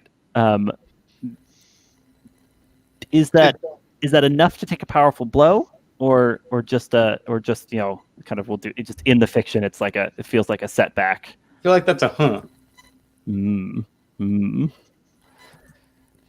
I mean, I don't know anything about this book. Does it look like the other one? At a glance, maybe. Like for all I know, there could be a couple of these books. I don't know what these books are. He seemed to think it was the book from the case. He does not look happy as you grab it. Okay, so if he doesn't look happy, then I think it's legit. Great. All right. Zelda, you've pinned one teammate to a wall. You've seen another teammate reacquire the book? Question mark. What? I'll see if I can't smash the Piper's pipes and send him back into the dimension, wherever the Grimm twins keep these guys. Going after the Piper. Hey, my sword demands to smite undead. So really, even if I don't think this is the best course of action, it's what I gotta do. It's singing in your ear. Yes. All right. Yes. 4 + 2. Zeno, can you help me out on this one?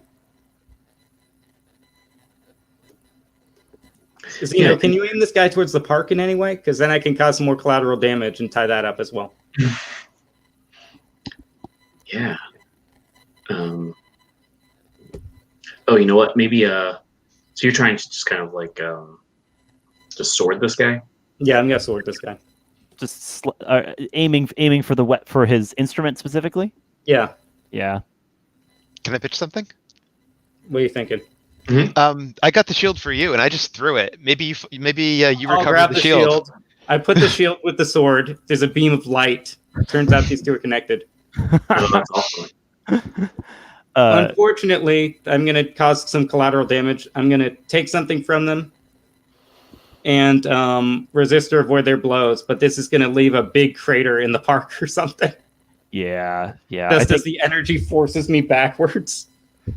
I think that's probably the last panel of the fight, right? Like the pipe shatters. The Piper says, "No, you fool! You have no idea what you've unleashed," and then it's gone, right? Wait, you can talk. Fine. Needle Eye is gone by the time the dust settles. He realizes the odds are no longer looking good for him. Let's epilogue a little. Jason, where do you discover your sister has hidden the real book for you to find it? We had an old hideout that was a couple blocks away. That was a burned out Panera. And I went to the burned out Panera after everything had settled down, wondering if I would find her again. And all that I found was a cold cup of coffee, half calf with a little bit of soy, and the book. Perfect. Yeah, Zelda, how do you make up to your aunt for bringing supervillain cops down on her apartment? We just get a pan.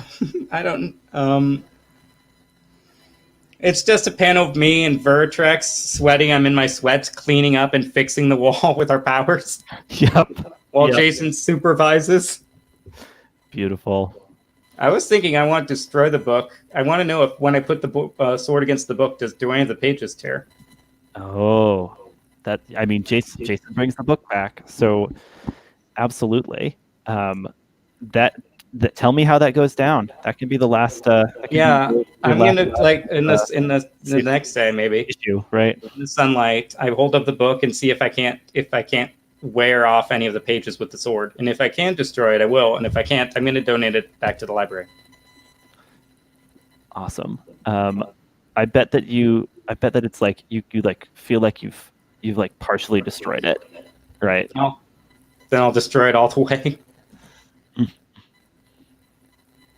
And the rest, and and maybe the last panel is me returning the briefcase. Oh, I don't have the briefcase, so I just give a small valets to Officer Krupke, and it just says, "Calamity Squad, please investigate." Fair. Destroyed destroyed Steel Canyon Park. And kid Zeno, what do we see in these last panels of you that shows you kind of wondering whether you made the right choice or whether your teammate made the right choice for you to remain here on Earth after a secret agent came to extract you? No, I think this is a one shot. Maybe I'll go big here. I think instead of seeing a Kid Zeno, we see the cactus person returning to like the throne room of in Zeldrin. Yeah, Planet Zeldrin. There's all these shapeshifters similar to Kid Zeno, but like adult and way more menacing looking, regal looking, and all these cactus like warriors also like presenting this briefcase. Your Highness, this was a dangerous Earth weapon, and we've recovered it, but they have your offspring still. And this king kind of looks at it and just like it pops open, Yep. Like maybe they blast it or something. It's like, yeah. Give me the coordinates to Earth. That was an obvious act of war. We will not suffer them any longer. Oh man. Yep. Great. Any last epilogue for Jason, or the message from your sister sufficient? No, that's great. All right. I won't worry too much about end of session moves since this is a one shot. But I've really enjoyed playing with you. Thanks for being here. And this has been Masks, Halcyon Hijinks. Till next time, folks. Till next time. Yeah. Thanks. That was a really funny one.